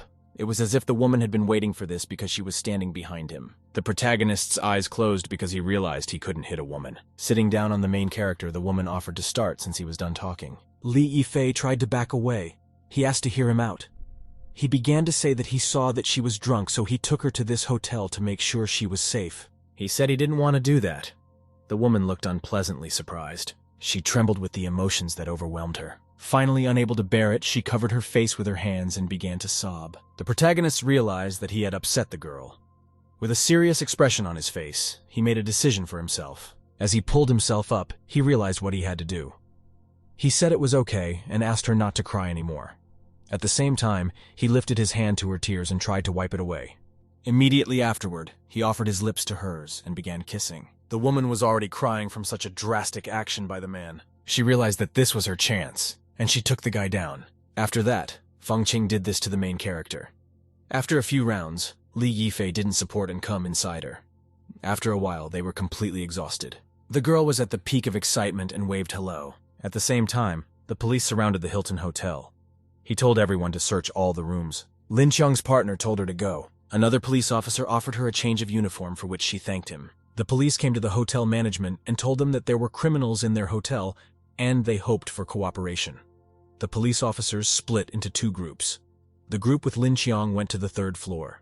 With a serious expression on her face, she had already said that they would definitely capture him. The main characters sighed, whether it was a sigh of relief or sadness. Putting a hand to his head, he realized they had done it after all. At the same time, a woman's foot came down on his shoulder again. The woman asked what he was thinking about. At the same time, a team of police officers arrived at the third floor. Already there, they had split up. Lin Cheong was asked to take care of this sector. At the same time, in the main character's room, a woman asked how he was feeling and if he wanted another round. Blushing, Li Yifei asked if she really wanted to do it again. Turned off his brain, Li Yifei decided to go with the flow. They did it again, and once again they were both exhausted. The girl started for this room. She pulled out a bunch of keys and opened the door. A woman broke into the room and said that it was the police and the room was being searched. Li Yifei turned around at the source of the sound. At the same time, the woman who saw the picture was greatly surprised. There were two men lying in an embrace. Li Yifei thought he heard something outside as the woman asked where he was looking. After flirting with him, she asked if he wanted to do it again. The two men who broke into the room screamed. They threw her out of the room, and she tried to apologize for disturbing them. Thinking how scary this couple was, she realized it was time for the next room. The woman once again shouted her shriek about searching the room. At that time, Li Yifei leaned against the wall and realized that the sound was quite close. While the girl was asking him what he was doing, Li Yifei became and felt that something was wrong. Opening the curtains, the protagonist looked out into the parking lot. As he expected, it was filled with police. Li Yifei hesitated and thought that perhaps he had been exposed. At the same time, he felt a woman's hands on his chest. Grabbing the guy, she asked him if he liked doing it by the window. Looking at the protagonist in the eyes, she said that young people these days love it so much, and asked him did he really think he wouldn't understand it because she was old. Finished with checking the other rooms, the woman started on the next one. She had already pulled out the key. Li Yifei turned around at the source of the voice. He realized that someone had entered the next room. Tu told me that she had finished shoeing room 302, and nothing unusual had been detected. But she continued searching for the suspect, until Li Yifei guessed that this voice belonged to Lin Cheong, and wondered why she was here. Such a woman tried to please him in every way. Li Yifei pondered that the woman was searching every room. The next room was number 303. Li Yifei feverishly gave in to throwing himself off that woman's hands, realizing that he didn't want to let her see himself with Feng Qing. Taking out another key, Lin Cheong tried to go through the door. Li Yifei whined and realized that it was her. Already branded slamming the door, Lin Cheong said that it was the police and asked for cooperation. That's when the woman saw the main character. He walked around as if nothing had happened and asked why she had come into his room. The woman recognized the protagonist and said that the suspect had fled to this hotel and asked if he had seen anyone suspicious. Li Yifei said that he had not seen any such person. Sama asked the guy if he would mind if she searched. Li Yifei pulled his hand and said sure. And looking into the room, Lin Cheong said that if she saw anyone suspicious, he should report to the police, to which Li Yifei agreed. He realized that the police were not looking for him and calmed down. Still wandering around the room with a flashlight, Lin Cheong asked why he was sweating and if he was sick. Sweating profusely, Li Yifei said that he was fine. He also told her not to worry about it. The girl apologized to the protagonist for bothering him and said there was no problem. She also told the guy that if he noticed anything suspicious, he should report it. And at the same moment, the door to the dressing room opened and a woman, all tied up and wearing only a blanket, fell out. And as soon as the girl tumbled out of the dressing room, Li Yifei were in a stupor. Li Yifei realized that he had been exposed. Suddenly, Lin Cheong walked behind his back and said that he was indeed a lecher. Pulling out the handcuffs, she asked if he had really kidnapped an innocent woman. Waving his head, Li Yifei tried to justify himself, but nothing came to his mind. Turning to look at the woman, he was convinced that she had indeed fallen asleep. But suddenly, Lin Cheong took a swing at the protagonist, putting out his hand to block the blow, and Li Yifei asked to hear him out. However, the block that the guy put up was not particularly successful, because the girl grabbed him by the collar. Before he could blink an eye, Li Yifei suddenly stood up to see the world from top to bottom. Turns out the officer grabbed him by the shoulder in a way that knocked him to the floor. However, Li Yifei nudged his knee and prevented himself from falling down completely. Lin Cheong was extremely surprised at the fact that he didn't fall down. After all, such a thing could only be done with outstanding physical characteristics. However, she quickly regained her senses and tried to immobilize the protagonist. She told him no to move her hands down his throat. Li Yifei realized that they had done it so many times that he had no strength left to resist. However, even in such a tense situation, he only thinks about being in the woman's chest. He shook his head trying to get rid of these thoughts and realized he had to run. The girl noticed it too and told him to stop moving. Li Yifei tried to justify that he was innocent. However, through the ventilation grate, something was seen that no one expected. While the woman was yelling at him not to move the very culprit down the vent, he kept coming closer and closer to the grate in the main character's room. The perp thought those stupid cops would never think to look for him here. Call in the light, the vent grate of a man decided to see what exactly was going on in the room. Squinting his eyes and leaning against the bars, he saw an indescribable picture. Immediately after, so he realized that the grate was big enough for him to see everything. Without even squinting, he opened his eyes wide. He thought it was a game of S&M with the policewoman. Suddenly, a certain device was pulled out of Lin Chong's belt with the words that he had forced her to do so. It turned out that this device was a portable wand. With loud screams and with orders to not move, she started whipping the guy's legs. Turning to the officer, the protagonist asked if she was crazy when she started whipping him. Swinging in for another blow, she said what a lecher like him should be severely punished. Right after that, she started whipping the main character even harder and faster. The guy started screaming that he was being beaten by the police when the woman told him to shut up and take his punishment. Leong was watching the whole thing. In his thoughts, he was thinking how depraved a couple must be to engage in self-masso in a hotel. Suddenly, Li Yifei heard some sound from the ventilation shaft. He wasn't the only one who heard the sound. The girl also turned to the source of the sound. Li Yifei thought that that was where the criminal the police were looking for was. Lei Ang tried to restrain himself as he realized that he had almost been exposed. He realized that the sound was because he had accidentally bumped his riser against the shaft. Covering his mouth, he realized the cops were going to get him. Peering into the vent, he realized that he should leave the place anyway. However, he heard another shouting. Li Yifei was telling the officer that he had something to report, but Lin Chong didn't want to hear it. Still told him not to move and asked him what he heard. Leong looked through the bars again and saw the indescribable. The woman was again hitting the boy with the same stick. This time, however, she got on top of the guy and pinned his head to the floor with her foot. After watching this scene, the perpetrator became excited again and only begged in his mind for them to stop whipping. As he listened to the sounds, he thought about how he felt like he was receiving these blows himself. Already biting his hand, he realized he had to endure. Startled by his willpower, he realized he was able to stop him. Exhaling, he looked up at the grate again. The woman grabbed the guy in an even more uncomfortable position, saying he still wasn't being honest with her, continuing to harass the guy. And then the iron ventilation shaft couldn't take the pressure. Li Yifei looked up at the thing sticking out and thought it was a gun. He wondered if it could be the same suspect. Covering in his mouth, the criminal realized he had lost control for a moment, and he rose again. He realized that the mine wouldn't last very long if this continued, and he actually fell. He wondered what he should do. However, it was as if the woman didn't hear all the noises and told the guy to be honest, swinging at him again. The man was already yelling for her to stop whipping him. However, she did not stop. Li Yifei covered his face with both hands to protect it. Still biting his hand, the criminal realized that it was all over. The gun was finally loaded. There was a volley.